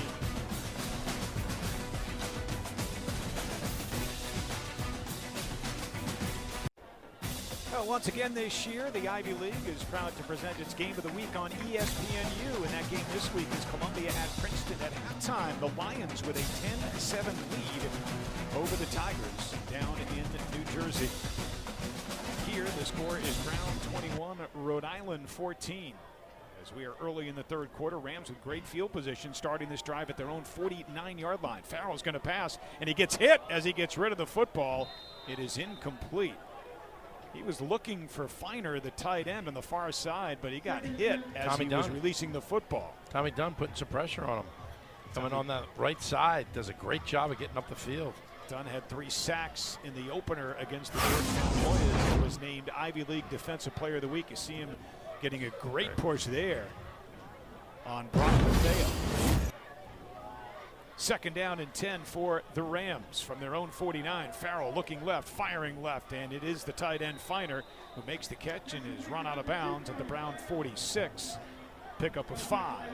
Scott, you mentioned Columbia-Princeton on ESPNU and how important that game is because it's an Ivy League contest, and there's only another one this weekend as well, which is Dartmouth at Penn. So those things matter as these teams attempt to get to an Ivy League championship. Third down and 5 for the Rams. They are 4 for 7 on third down today. Farrell back to pass, gets rid of it. It is caught by Feiner. First down inside Bears territory, and he stiff arms Archie as he runs out of bounds at the Bears 30-yard line. In the first half, Feiner was a target of 5. He made 4 catches. He was Farrell's go-to guy there in the first half, and he's come right back at him in this half, going right at him. So the Rams move the chains. Drive going, first and 10, Rhode Island. Take another look at the catch by Feiner, and then the stiff arm here on Archie. That's the move that Gronk used against, I forget who the defensive back was for the Colts. He said, I threw him out the club. False start on the Rams. That'll back them up 5 yards. Thomas Buxton. So it's going to be first down and 15 for Rhode Island, backed up to the Brown 35. Farrell takes the snap. He's going to hand it off to Littleton, and Littleton takes it ahead for a gain of 1.5 yards. Give him a gain of 2 down to the 33-yard line. That'll bring up second down 13. Littleton, number 4 right there. He has been their go-to. He's had, 9 attempts for 36 yards in that first half, but he has been the workhorse for the URI's run game. Second down and 13 for the Rams. They have it at the Bears' 33-yard line. Buchanan motions out wide to the right. Fake the handoff, play action pass, firing down the middle. It is caught inside the 5-yard line, fighting his way to the end zone. Did he get in, Gaines? No indication from the officials yet. Gaines thinks he has a touchdown. The officials have not made an indication. And it's a fumble. Well, take another look at this right here. So Gaines had it. And he did look. I'm trying to. Yeah, I'm not sure. How is that a fumble?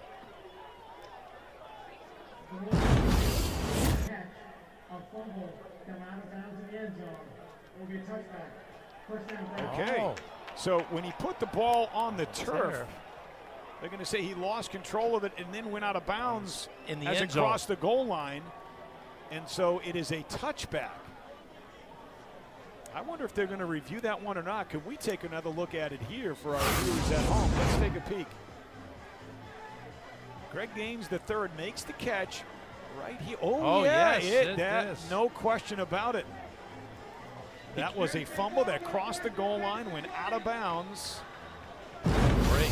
And it's a big break for the Brown defense. He tried to stretch it with his hand, with his arm right there.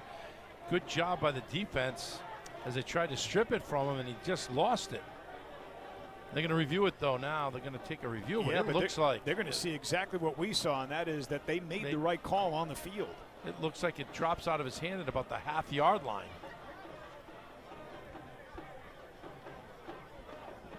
All right, we'll take a quick timeout. 21-14 the score. The Bears up by 7. As we take another look at this play, you'll see the catch by Greg Gaines III, but look at Elias Archie coming in late as he kind of punches this one out and forces the fumble, which goes out of bounds for a touchback. Second big defensive play by Archie, who had the interception early on in the first quarter. And the Bears will get it back at their own 20-yard line. Murphy takes the snap, wants to pass on first down, looking right, firing right, has a man. It is Nesbitt. Nesbitt makes the catch out across the 27 to the 28-yard line for a pickup of 8. You mentioned Archie with 2 big plays, but that was really a heads-up play right there. Just drying into the ball, not giving up on the ball, playing to the whistle. It could have easily just forgot about it, thinking the guy was going to get a touchdown, and did a great job attacking the football. 2nd and 2, Murphy's going to pass again, and he's going to dump it off across the middle. Is it intercepted? That was a tough Rhode traffic. Island says they have it. And James Murphy is saying incomplete. No indication from the officials yet. That was a dangerous play by Murphy. Too much traffic there to shovel that one forward. Incomplete pass is the ruling. It'll be 3rd down and 2. That's where if you're the Bears quarterback, you got to, just eat that one or spike it and throw it away. Live for the next down. Yep. So 3rd down and 2 for the Bears from their own 28-yard line.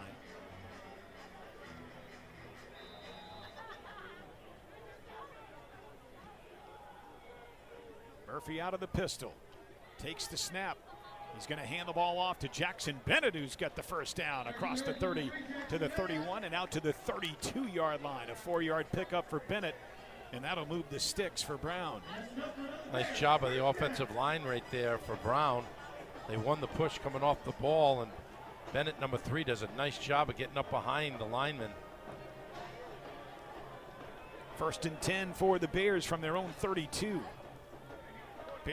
Rams showing blitz, and I think we may have a false start. False start. Offense, number 19. Ty Pezza gets called for the false start.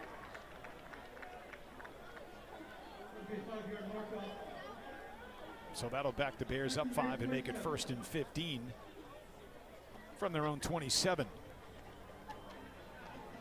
Both teams a little sloppy here starting this 3rd quarter.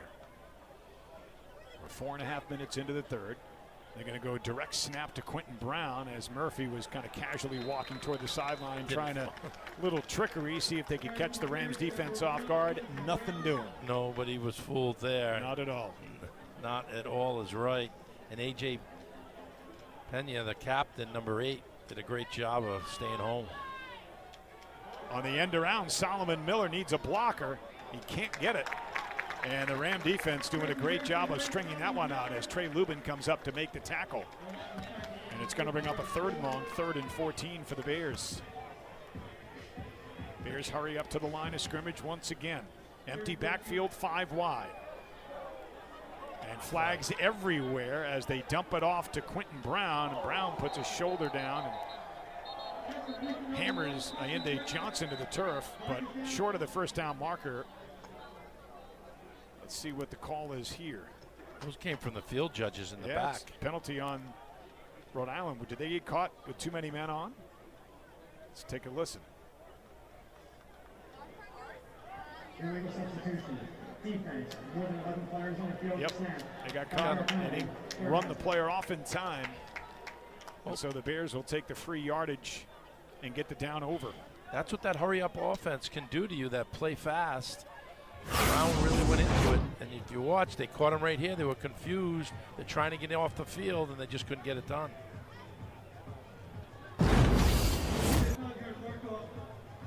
So it's going to bring up a 3rd down and 9 instead of 3rd and 14 for the Bears.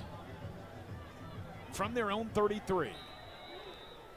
Murphy with 2 receivers to his right, 2 to his left.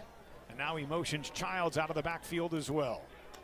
Murphy takes the snap, back to pass. 4-man rush. Lots of time for Murphy. Rolling to his right. He's got room to run for it, and he will pick up the first down and more. Takes it across midfield down to the Rhode Island 48-yard line. The 6'5", 230-pound quarterback from Reading, Massachusetts does a nice job there as he's in the pocket. Good coverage by URI. He breaks the perimeter, and then he tucks the football, and right there, instead of going down on the slide, cuts it to the inside. Murphy pulls it, keeps it himself, and picks up 5 more on the carry. You know, Murphy's a big guy, tough to bring down. I was saying to James Perry earlier this week on his coach's show, I said, look, he's not exactly Dan Marino, Drew Bledsoe, or Tom Brady in that he's a complete statue back there. He's got a little mobility. He can use his legs to make plays. And we saw it on those last 2 plays. And at 6'5", 230, that's, you got a little bit of beef right there. That it's hard for a defensive back to take you down. Now look, he's not Lamar Jackson either, right? But Murphy with a couple of nice plays with his legs there. This time he's going to hand it off, and the ball carrier is Jackson Bennett, who picks up 4. Tackled at the 39-yard line of the Rams to bring up a 3rd down and 1. Good job by Jackson Bennett right there. He's had a couple nice runs today. The Bears 4 for 9 on 3rd down conversions tonight. Here they have a 3rd and short, 3rd and 1 at the Rhode Island 39-yard line. And I gotta believe you're in 4-down territory here to get that 1 yard. Play clock down to 10. Murphy out of the pistol. Gives it to Bennett, and he's got the first down and more. Takes it to the 35-yard line of the Rams before being stood up by the Rhode Island defense. Brown Bears running backs are well coached between the tackles. If you know when they get the football, you watch Bennett get the football, he gets up inside that hole very quickly before it can collapse.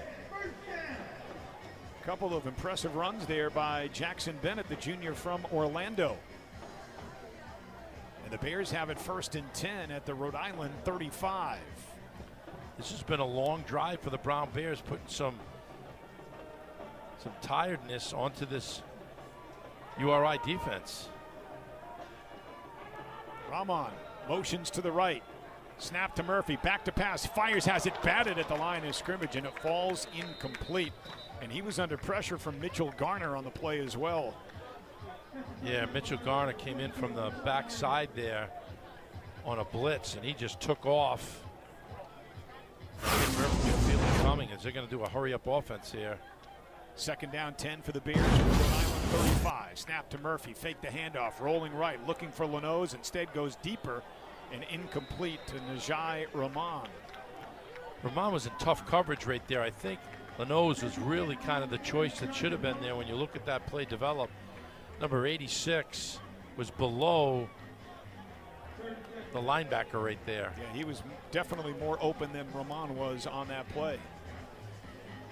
So now it's 3rd and 10 for the Bears from the 35-yard line of Rhode Island. And at this area of the field, this is likely 2-down territory for Brown.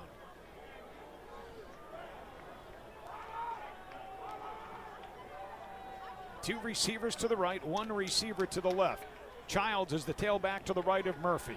Back to pass. Murphy steps up, fires across the middle, finds Pezza, and Pezza fighting for the first down. He's going to be close to it, and they'll spot him just shy. Needed to gain the 25, and I think it's going to be inches short. They're going to go for it here, I'm sure. They're going to go Kodiak and direct snap to Quentin Brown, it would appear. Great effort there by Ty Pezza, and what a throw by Murphy. Just over the top of Moses Muse. Just get over the top of 53. Bears will go with the Kodiak package. Rhode Island counters as they bring in their heavy goal line defense. Snap to Quentin Brown. He drives forward. First down, Bears. Bears do a great job of executing that Kodiak package. Everybody in the stadium knows who's getting it. Quentin Brown's getting it, number 1.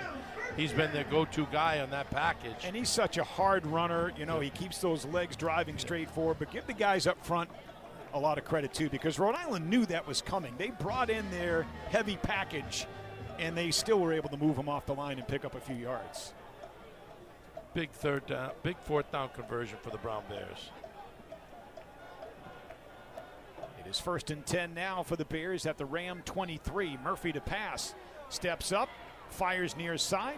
It is caught by Nesbitt, and Nesbitt out of bounds at the 14. Pickup of 9. Nesbitt does a nice job there of finding the open space. But if you watch Murphy here, he's under pressure. There's a blitz there. He looks to his check down.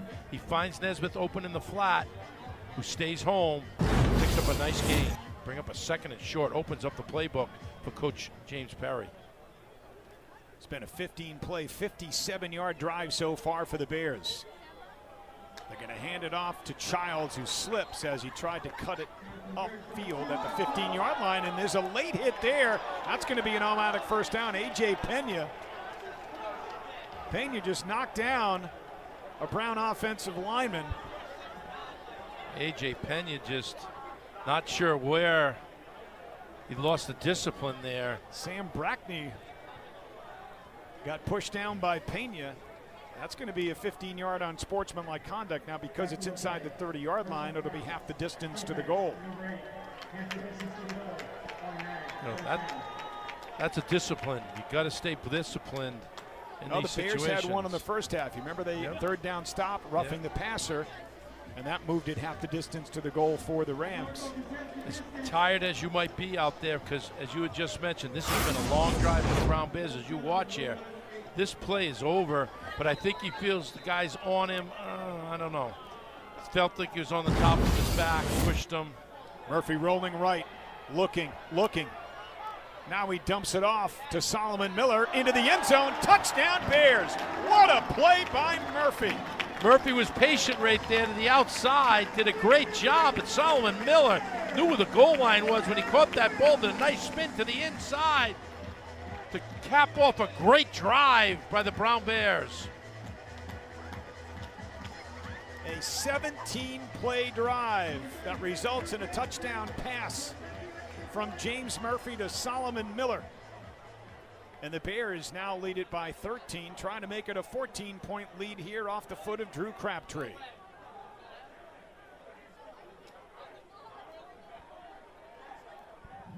Kick on the way, and the kick is good. 4:36 to go here in the third, and the Bears are up by 2 touchdowns on the 8th-ranked Rams. You're watching the Ivy League on ESPN.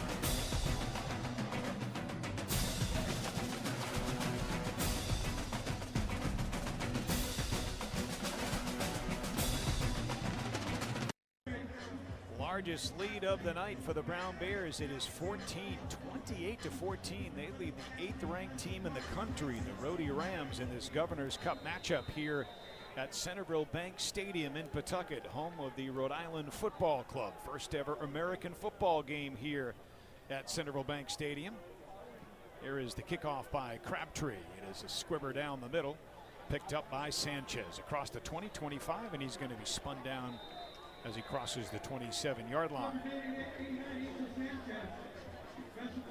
That was a special drive by the Brown Bears. I mean, 17 plays, third down conversions along the way there, and they were able to capitalize it with 7 points.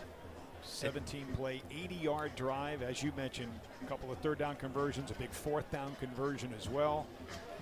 Now, if you're URI and Coach Fleming's team is, you've got to move the chains here. Your defense has been out there for 7 plays. You can't be 3 and out here. That would really put your defense in a tough spot. Farrell up under center here.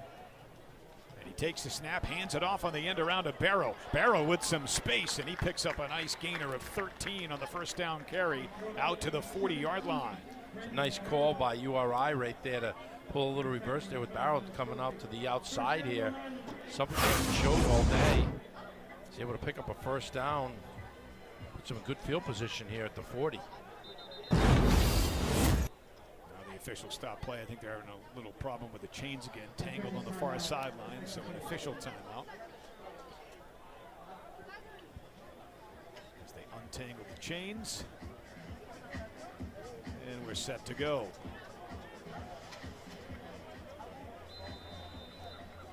You see the chain gang. 1st and 10, Rhode Island. The Rams have it at their own 40. Farrell fakes the handoff back to pass, fires it left, has Buchanan wide open into Bears territory, spun out of bounds at the 45-yard line. Nice job by Buchanan, number 1 there. The Rhode Island native does a nice job of finding the opening on that far side. Comes back to the football. That's now 4 catches for Buchanan. I'll make that 5, excuse me, for a total of 28 yards. Here's the handoff to Littleton, and Littleton breaks some tackles, takes it down inside the 33. You had mentioned Littleton's 240 pounds, and he showed it right there. You're not going to arm tackle him. He has been their workhorse, and he just put the motor on and put it in second gear there. Picks up URI another first down. 1st and 10 for the Rams at the Bears 33. Give it to Littleton again, running right, and he bumps into his own guy and picks up 3 before falling down at the 30. Did hit his own guy right there. If he doesn't, he had some openings there. He's going to go to the Rams sideline for a breather on this play. They'll bring Brendan Barrow in at tailback. 2 receivers and the tight end Finer line up to the left. On 2nd down, 7 from the Brown 30. Farrell takes the snap, fakes the handoff, back to pass. He's pressured, rolling to his right, and he's just going to get rid of it as he is under duress, hit by Odemegwu. And Farrell thought it might have been a late hit. Nolan Clark, defensive tackle for Brown, got in there early. Farrell does a nice job of breaking the pocket, and then as a senior and experience, just throws it out of bounds.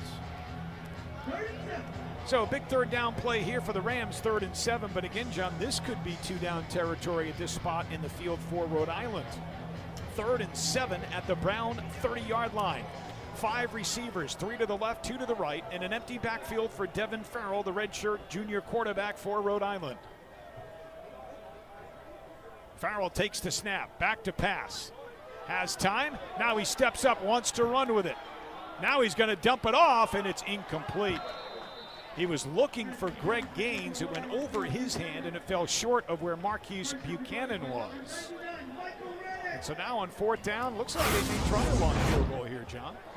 I thought they might go for it. This is going to be a field goal attempt of, let's see, about 48 yards, 47 yards. They'll spot it at the 37-yard line.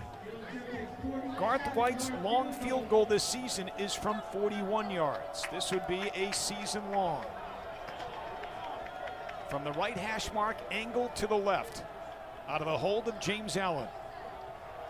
Good snap, good hold. The kick is up, the kick is on the way, and the kick is no good. It missed wide to the right.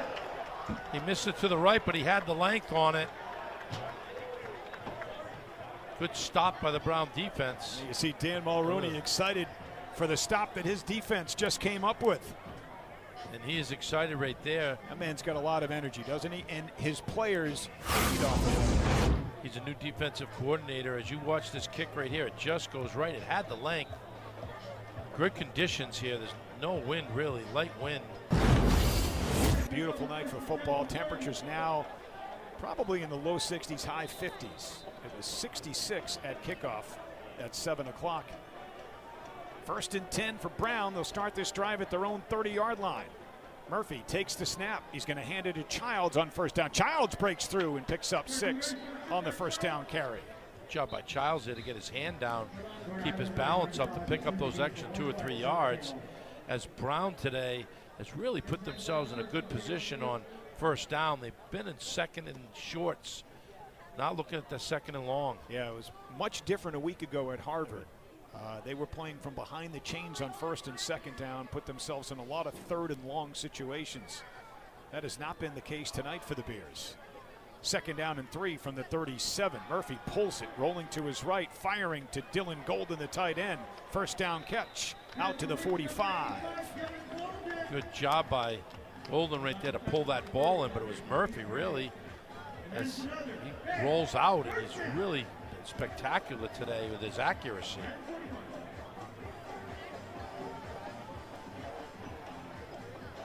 That intermediate pass that Murphy's been making has been tearing up the defense of URI. First down handoff goes to Childs again, and a nice run of 6 on first down for Childs once again. What you don't realize is the URI defense was out here for 17 plays on the last drive, and now you continue to move these chains. You're just wearing this defense down. And the Bears' tempo offense also playing a role here. Childs gets the handoff. Big gainer again. First down to the Ram 38. And if the Bears want this to be, it can be the final play of the quarter. Although at this point, they may not want to give that Ram defense a rest. And now they're backing up into the huddle like this will be the final play of the quarter. There's about a 2-second difference between the play clock and the game clock. So the Bears can just let the final 18 seconds tick off the clock here in quarter number 3. And it appears that they will do just that. Real good third quarter for the Brown Bears in this one, as they scored the only touchdown. And now lead this game 28-14 after 3. Do we have an upset alert here in Pawtucket, Rhode Island? The 8th ranked team in FCS football, Rhode Island, trails by 2 touchdowns as we head to the 4th. You're watching the Ivy League on ESPN.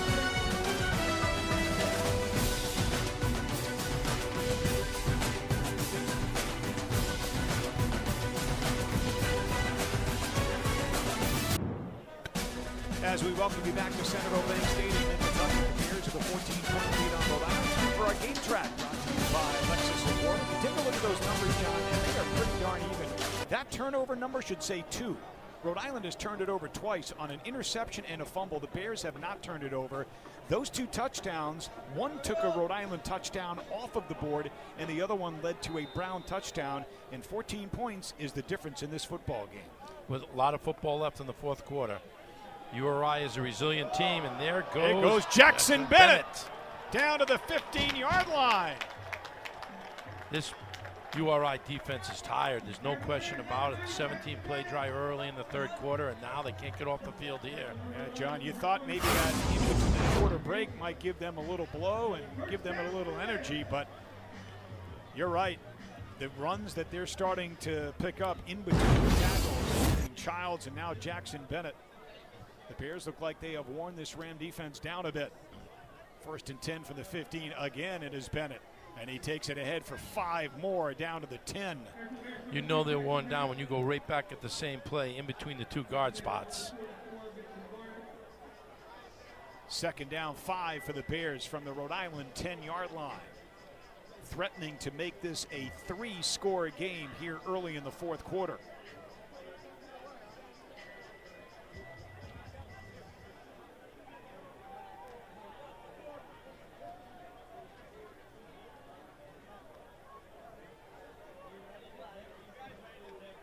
Murphy's making a check play right here.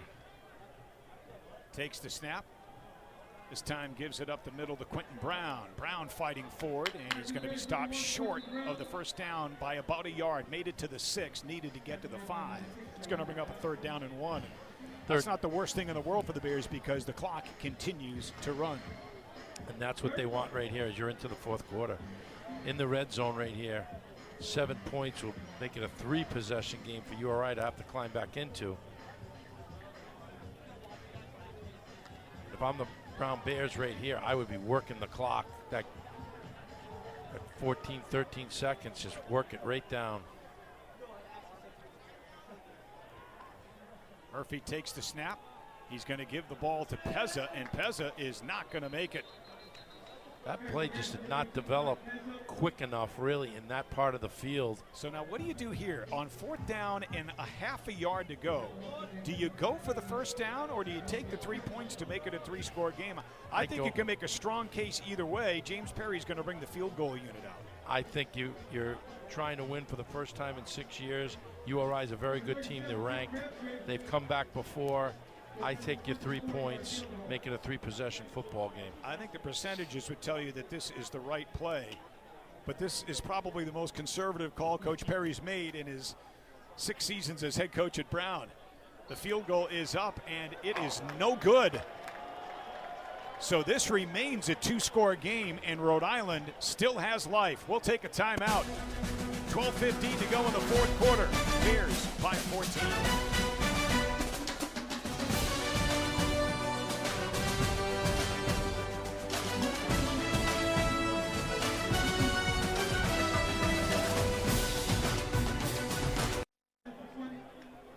Take a look at the Brown Band here at Centreville Bank Stadium. The Rhode Rams needed something to change the momentum in this game.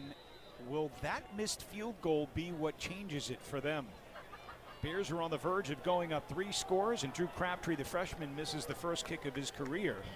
And the Rams will take over at their own 20. You know, you mentioned it. This is your opportunity. If you're URI, you're down by 2 scores. They've missed points, Brown did. Here's your chance, 12 minutes to go in the football game. You have to do something with this possession to change the momentum of this football game. 5-yard run on first down by Littleton. It'll be 2nd down and 5 for Rhode Island. Bears showing blitz with Gaddis. Here he comes. Farrell back to pass. He's going to run it out to the right, and he's got running room. Takes it across the 30, and he's going to be hit down at the 34-yard line. Had a flag back at the 14-yard line right there, and it looks like it's going against the Rams. It's going to be Littleton, I think, holding Gaddis. And he really didn't have to hold him if you watch the play, because Farrell did a good job of getting outside. Right here, boom, release him. There's no need to grab him. He's already by him. He's already by him. Didn't have to do it.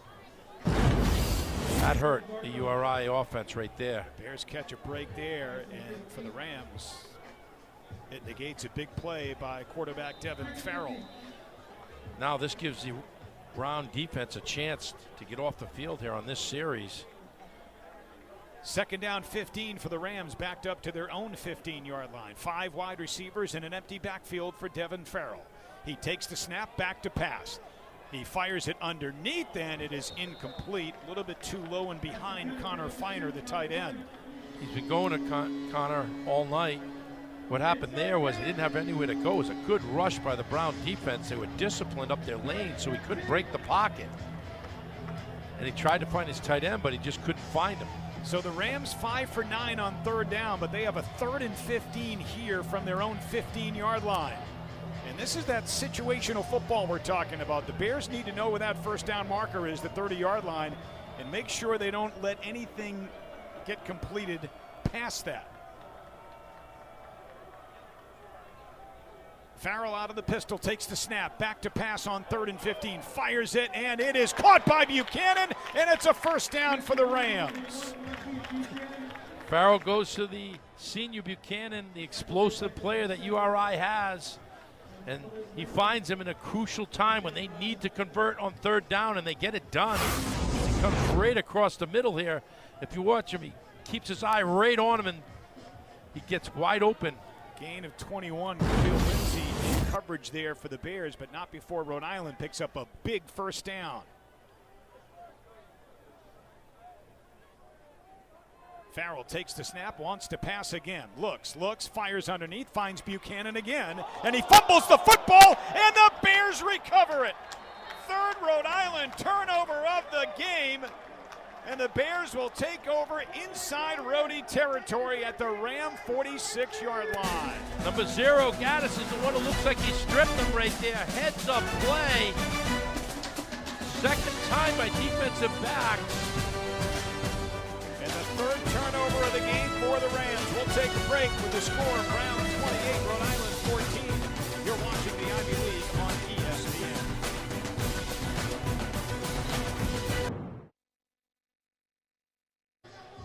.29 to go here in the 4th quarter, and the Brown Bears have just recovered the 3rd turnover of the game by Rhode Island, and they take over at the Ram 46-yard line, leading by 2 touchdowns. Childs is going to get the handoff up the middle and pick up 2 to the Ram 44. You know, Scott, while we were at break, you know, I was thinking here as the Sunoco sign came up, you know, when we call our games together up in Boston, we look out at the Citgo sign. That's right. Here we are in Rhode Island. We're looking out at the Sunoco sign. That's right. Different gas station, same type of vibe, yeah, if you will. You got it. But this series is big for the Brown Bears right now on the offensive side. It's only a 2-score game. You're less than 10 minutes. You need to move the chains. Time of possession right now is crucial. 2nd down 8 for the Bears from the Ram 44-yard line. Murphy takes the snap. Childs will get it again, and he's going to bounce it out to the right and spin his way forward to the 40-yard line. It's a pickup of 4, and it's going to bring up a 3rd down and 4 for the Bears, who can bring the clock under 9 minutes before they snap the football again. Big chance here to move the chains if you're the Brown Bears offense and keep wearing down this URI defense. If you're the URI defense right now, you are looking for a stop. Your team is down by 2 touchdowns. You've got to get your offense back out here to try to make something happen. The Rams are not out of this football game. It's still only a 2-score game. But you're right, John. They could use a stop right here on 3rd and 4. And Murphy fakes the handoff, and he is going to stumble down at the 41 for a loss of a yard. And on 4th down, the Bears are going to have to bring their punting unit onto the field. They'll try to pin the Rams deep, you would think. No movement by James Perry yet to go to his punt team. Is he going to try to draw him off sides? He may bring this one right down to 1 second and then call a timeout. All right, now he's telling them to go out with 21 seconds on the play clock. Field position is everything here. This is an important punt if you're the Brown Bears special teams right here. Malcolm Flynn will kick it deep to Angel Sanchez. High spiraling punt. This one's going to carry into the end zone for a touchback. 8:08 to go here in the 4th quarter. And the score remains Brown 28, Rhode Island 14. You're watching the Ivy League on ESPN.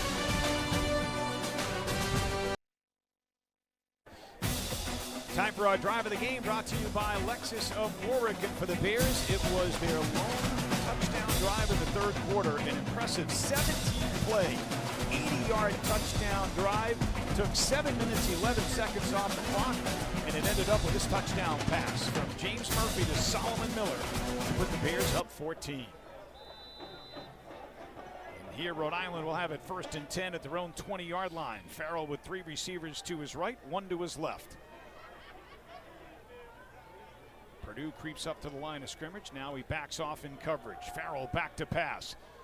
Dumps it off underneath to Littleton. Littleton spins forward, and he's going to be taken down at the 28-yard line. Good tackle made there by the Bears' Miles Brophy.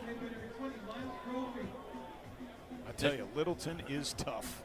Initial hit by Sam Smith just kind of slows him down a little bit.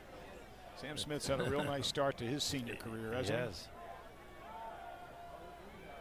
Farrell pressure, dumps it off to Littleton, and he's going to scoot forward for a 1st down and more. Out to the 40, to the 41-yard line.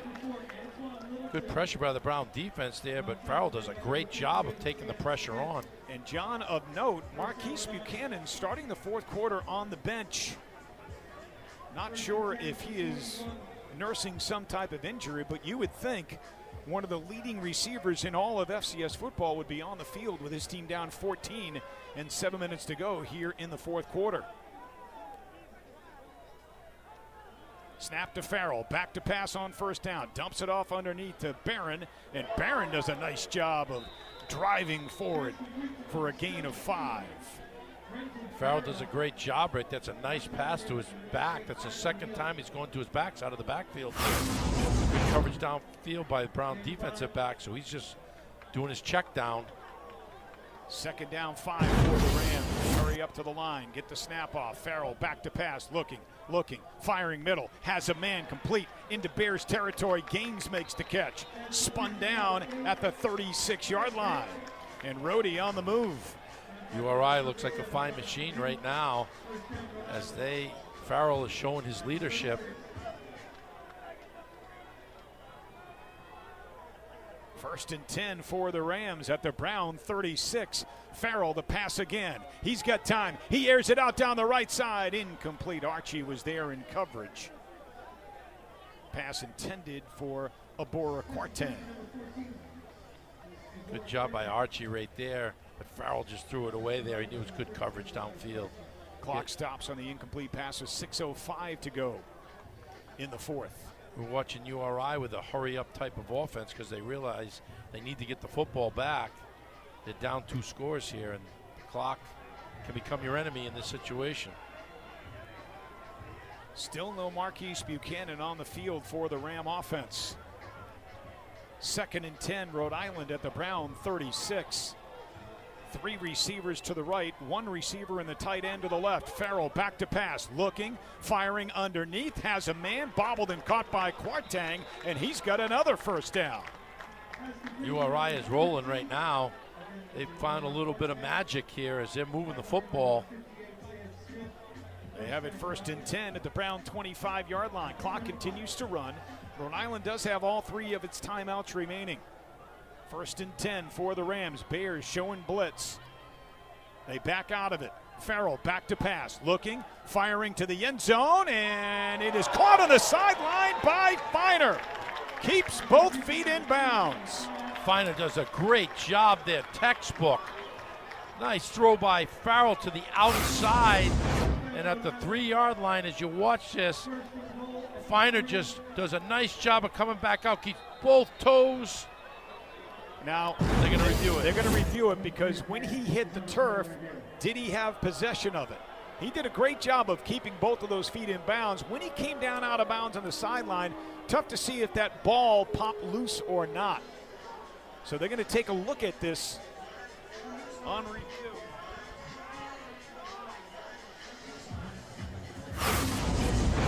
Take another look at it right here. There's the catch. Now, does he possess it through the ground? I think he does. I think that's a good catch. That should not take long for Justin Ackley and his crew to review. If the call stands, and we believe it will, it'll be 1st and goal to go for the Rams at the Brown 3-yard line. Down by 14, they needed a touchdown drive and preferably a quick one. And right now, they are mounting what appears to be exactly that. With 5:14 to go here, this is a big possession for them. Take another look at it one more time, and you see the catch by Feiner. Ooh, now look at the right toe. Was the right toe on the sideline? Look at the right toe, John. Okay, they say the right toe was indeed in bounds. So it is a good catch by Feiner. The redshirt senior from Newport Richey, Florida, having himself a nice evening here tonight.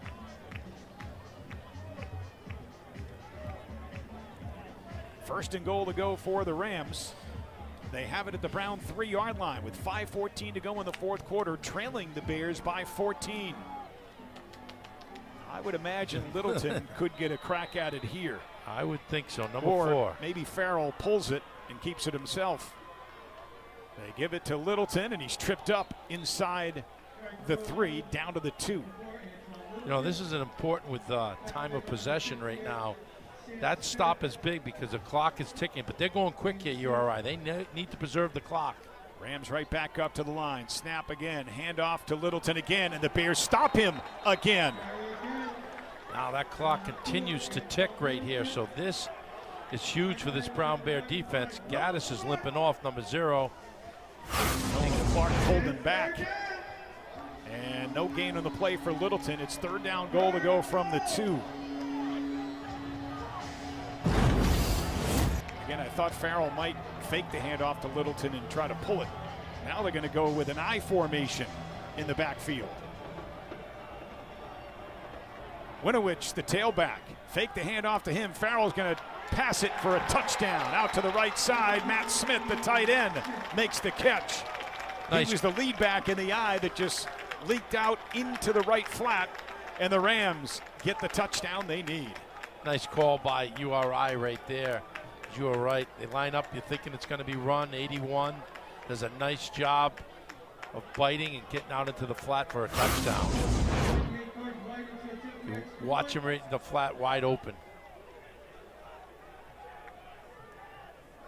And so now the point after to make it a 7-point game. White's kick is up. It is good. And with 4:11 to play, it is now Brown 28 and Rhode Island 21. We have ourselves a football game, no question about it. Both teams have 3 timeouts, and there is plenty of time left. We're going to see what's going to happen here because this is a big, big possession for James Murphy and the Brown offense to be able to work the clock, See if they can keep this defense on the field and move down the field, see if they can put some points on. John, if the Bears want to upset the 10th ranked team in the country, 8th in another poll, they're going to need to possess the football here and possibly score some points on this drive. If they can't and they have to punt it back to the Rhode Island, the Rams will have a chance to tie or possibly take the lead and win this game. You go back to that missed field goal. It was a chip shot field goal that the Bears missed to go up by 3 scores earlier this quarter. Will that come back to haunt them? Most important thing right now is they got to stay patient when they get the football and move the chains.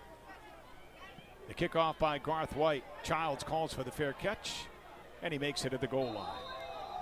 Bears offense will set up shop at the 25-yard line with 4:11 to go, leading by only 7, 28-21. If you're the Brown Bears right now, you don't have to panic. You have the lead. So when you have the lead, you have to learn to be a winner. You have to play from the lead. And all you've got to do here is execute your plays, move the chains, and let that clock slowly wind itself down. Try to rush, thinking you're playing from behind, give this ball up too early. Well, the interesting dichotomy is the Bears had their most success moving the ball in the second half with the hurry-up offense. They were really wearing down that Ram defense. But to your point, John, you're up by 7. You want to run the ball and chew the clock. But they only pick up 1 on the first down carry by Childs. Execution is everything for the Brown Bear offense here. And if you're on the URI side, the defense, they need to make a stop, get their offense back out on the field. It had a great drive last time. Farrell orchestrated a great touchdown drive. That last touchdown drive by the Rams, 10 plays and 80 yards. Second down 9 for the Bears from their own 26. Murphy's going to work that play clock down under 5. And he takes the snap, rolling to his right, looking to pass, firing, has a man, Pezza, it's caught, first down Bears, and Pezza is flung out of bounds at the 46-yard line. Big first down right there, not only to keep this drive alive, but for field position. No doubt about it. Now, the unfortunate part for Pezza and the Bears was he was pushed out of bounds, so that stops the clock with under 5 minutes to play. Actually, no, it's under 2 minutes, I believe it is. So the clock continues to run. Pardon me. That's a new rule change in college football. It used to be any first down, stop the clock to move the chains, but out of bounds, it has to be under 2 minutes to stop the clock. So that first down will allow the Bears to chew more clock. Now, Rhode Island, again, has all 3 of its timeouts remaining. They're probably going to start using them after this first down play. Fake the handoff to Childs. Murphy. He's going to run for a few yards and take it ahead across the 50 to the 49-yard line of the Rams, and a timeout called by Jim Fleming with 2:35 to go. That was a smart play right there by James Murphy to hold that football, not force it on first down, and run. Picks up a second down now, and you're second down and 4. You're in a great field position. So now you got to believe the Rams just used their first timeout. If they stop the Bears short on second down, they'll use another one. But another Brown first down could really ice this one for the Bears. Yes, it could. No question about it. But you got to remember, they just got to execute here. And if you're URI, you're trying to create a turnover. They're going to be coming at them. You're going to be trying to strip the football. You got to get the football back. Yep. You can't play base up. So you got to protect the football. Childs is out there, number 2. Murphy. Got to protect the football here. Grace Arnoley in the center of your screen from the Brown women's basketball team. Second down 4, make it 5 for the Bears from the 49-yard line of Rhode Island. They're going to give it up the middle to Childs, and Childs bounces his way forward for 2 to 3 more. And a timeout call by Jim Fleming, his second, with 2.5 to play. Well, there's his second. He's got 1 left, so he knows how important it is at 2:30 to get the football back. But if you're the Brown Bears, you're 3rd and 3 right here. This really can ice the football game, for you. Not going to win it, but can put you in a very comfortable position. Well, if they pick up a first down here, this one's pretty much over with. Rhode Island will still have a timeout and the 2-minute timeout, so you're right. It can't completely run the clock down to zeros, but they'll put themselves in great position if they can pick up a first down here. If they don't, Rhode Island would conceivably use their final timeout and get the ball kicked to them. And have 2 minutes, which is a lot of time. 3rd down and 3. The Bears have it at the Rams 47. Pezza motions from left to right. The snap to Murphy, the give to Childs up the middle, and he is not going to get it. He picks up a yard to the 46-yard line. And the Rams are going to let this run down to the 2-minute timeout. They want to keep that final timeout in their pocket. Now the Brown Bears are keeping their offense out there. They're going to try to draw them off sides to when we come back for the 2-minute warning. When they come back from the 2-minute warning, they're going to probably put their punting unit out there. Timeout with 2 minutes to go in this one. The Bears trying to hang on to a 7-point lead. You're watching the Ivy League on ESPN. Malcolm Flynn and the Brown punting unit onto the field to kick the ball deep to Angel Sanchez and the Rams with 2 minutes to go, and the Bears up 28-21. Good snap. Flynn gets his leg into it. End over end punt. Fair catch called for and made at the 10 by Sanchez. So the Rams 90 yards away from potentially tying this game up with 1:55 to go. They have one timeout remaining, but keep in mind in college football, anytime you pick up a first down, the clock stops momentarily to move the chains. Once they're set, they start the clock.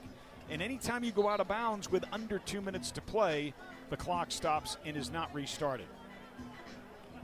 So, as James Perry would tell you, 1:55 is plenty of time when you're down by 7. Plenty of time. The Brown defense, you got a good test for you here. Really what it is. John Marquise Buchanan back on the field for the Rams. He was not on the field during that last touchdown drive. And on 1st and 10, they fire it near side to Feiner, the tight end. He's run out of bounds after a catch of 7 out to the 17-yard line.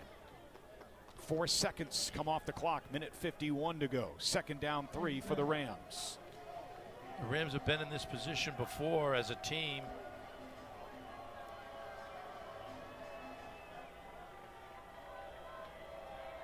Farrell operates out of the pistol.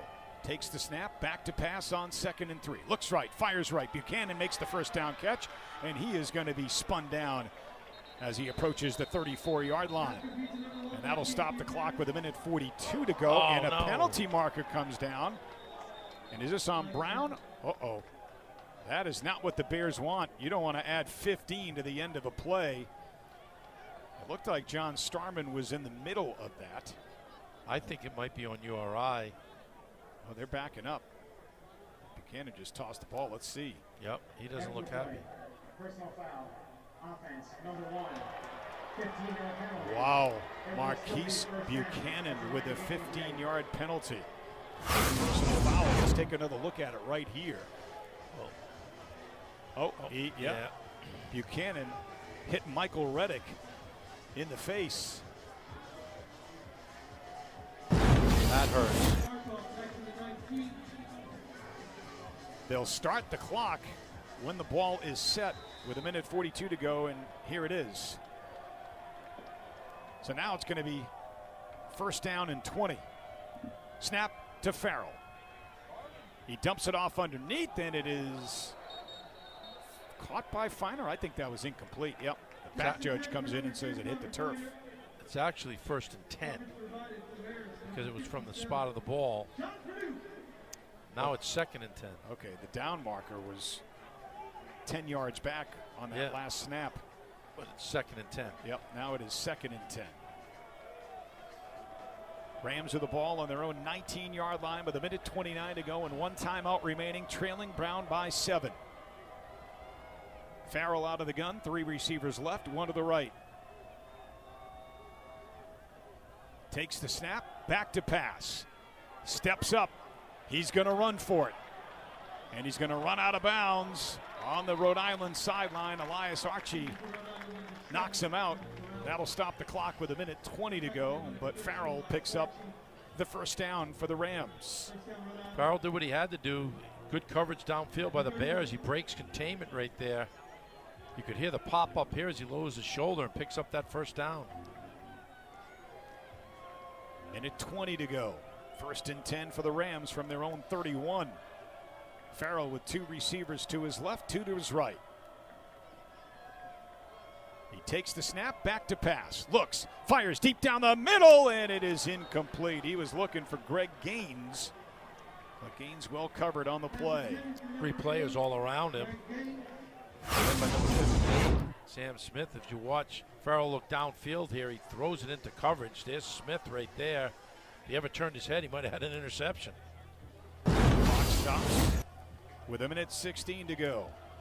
2nd down and 10 for Rhode Island from their own 31. Farrell now with trips, 3 receivers to the near side left and 1 to the far side right.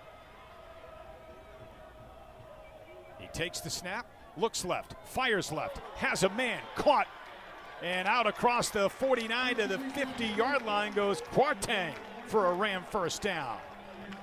Plenty of time left on this clock as URI hurries up here as the clock stops and begins to tick. We approach a minute to play in the 4th. 1st and 10 for the Rams from midfield.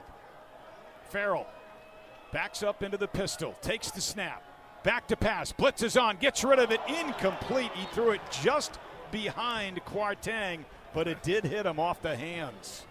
Did, but his momentum was carrying him and he couldn't grasp it to pull it over. That's a very hard catch for a wide receiver. If he catches that, though, he was wide open field ahead of him. 2nd down and 10. The clock stops on the incompletion with 53 seconds to go. The Brown Bear defense, you just don't want to let up the explosive play here. Purdue showing blitz. Now he backs out of it.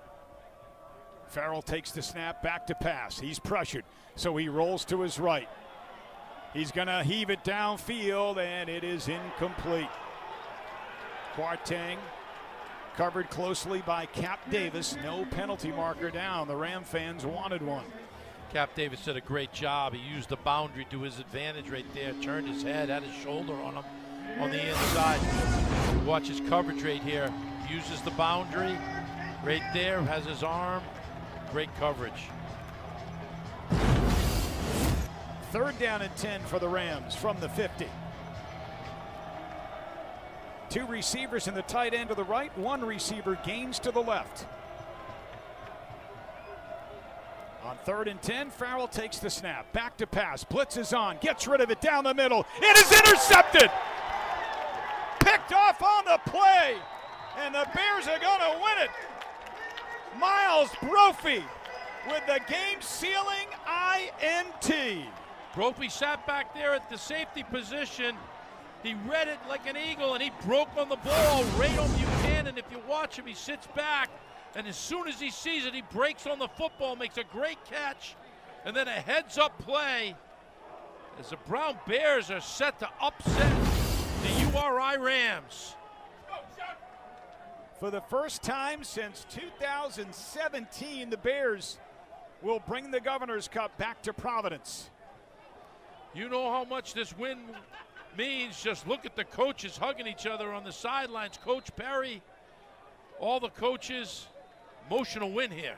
John, the last time the Brown Bears defeated a ranked team was 2009 when they defeated then 19th ranked Holy Cross 34-31. The last time they beat a top 10 team was against the University of Rhode Island at Meade Stadium in 1981 when the Rams, who were ranked 10th at the time, were beaten by the Bears. And it was the defense that came up big today with some big turnovers. The final seconds tick off the clock, and the Brown Bears have won the Governor's Cup. They have knocked off the 10th-ranked Rhode Rams 28-21 here at Centreville Bank Stadium in Pawtucket. The Governor's Cup comes 95 north to Brown University. It's been at URI for 6 years. A major upset here at Centreville Bank Stadium. The two teams congratulate one another at midfield as the Bears celebrate their first win over Rhode Island since 2017. They beat the Rams that evening at Brown Stadium on a night when I believe then freshman running back Darius Days had 3 touchdown runs. The Bears scored 21 points in the third quarter of that game.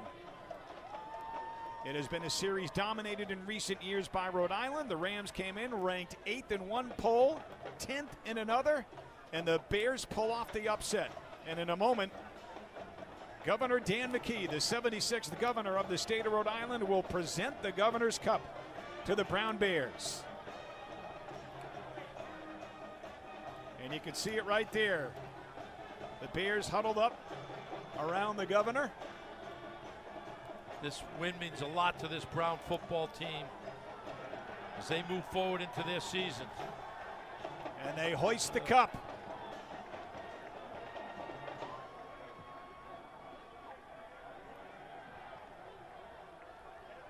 Been a long time coming for the Brown Bears to hoist that cup, and they well deserved today.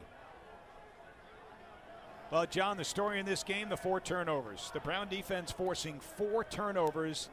Brown did not turn the ball over once. That was the difference. And the game-sealing interception by Miles Brophy will bring that piece of hardware right there back to the Brown football offices in the only Margolis Athletic Center on Hope Street here in Providence, Rhode Island. And those turnovers were created by that defense. When you look at those turnovers, all aggressive play by the defense. As they sing the Brown fight song. Take a listen.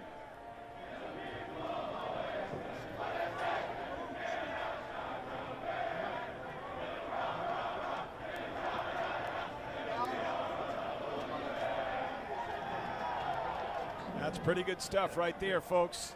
In a moment, Nick Coit will be standing by with the head coach of the Bears, James Perry, and our player of the game.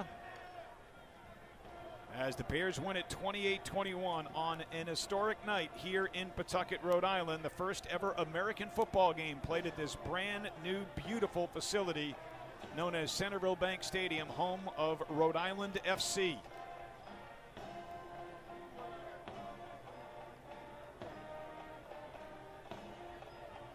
This was a great football game to watch. It certainly was. Exciting from the get-go, wasn't it? You had that early interception by Archie that the Bears turned into 7. Then it was a back-and-forth affair in the first quarter. 7-point game at halftime. The Bears scored the only touchdown of the third to go up 14. As the Governor's Cup is presented to our Brown University Bears. And here is the official presentation of the cup from Governor Dan McKee.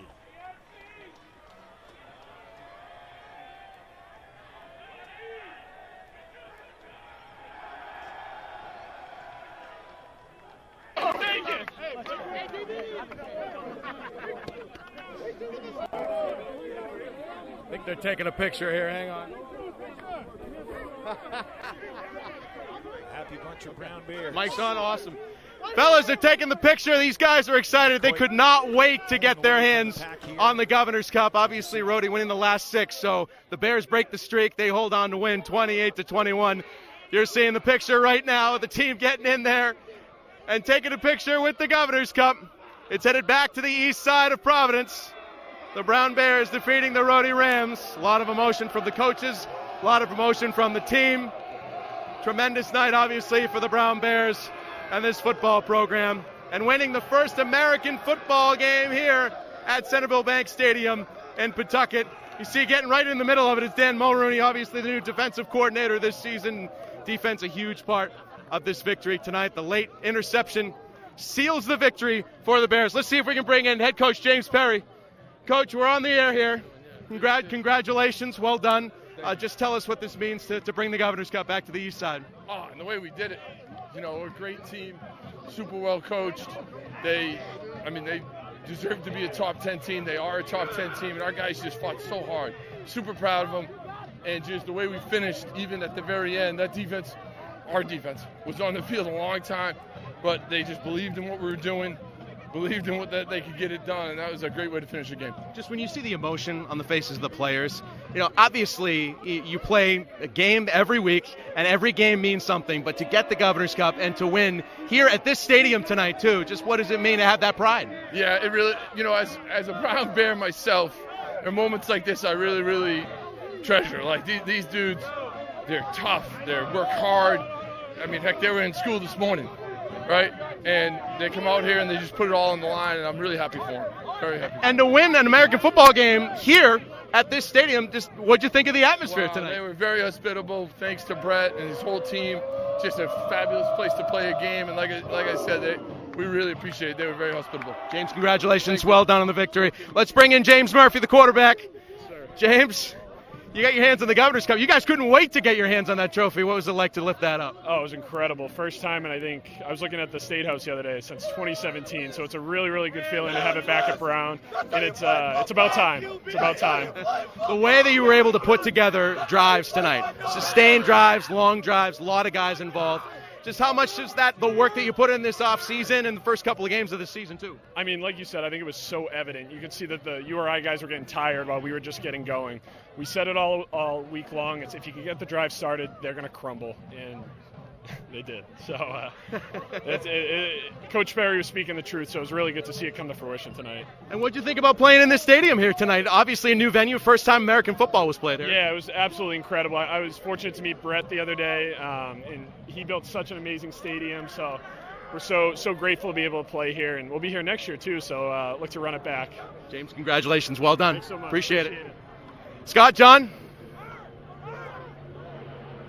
Thank you Awesome. very much. A very happy James Perry and James Murphy as the Bears take the cup back home to Providence. And it is time right now for our play of the game. And our play of the game is presented to you by Bay Coast Bank. And what else are we going to pick? How about the game-sealing interception right there by Miles Brophy? That sealed the deal for the Bears, ending any threat the Rhode Island Rams would have at the end of the game. Miles Brophy offers the Bay Coast Bank play of the game. And that'll do it for our broadcast of Brown University football. A special night here in Pawtucket, Rhode Island sees the Bears beat the 10th-ranked Rhode Rams 28-21 to win the Governor's Cup. And for our producers and directors, Christopher Adams, Becky Schonecker, Ryan Knapp, my broadcast partner, John Anderson, Nick Hoyt, and our entire ESPN crew, my name is Scott Cardisci saying thanks for joining us. You've been watching the Ivy League on ESPN.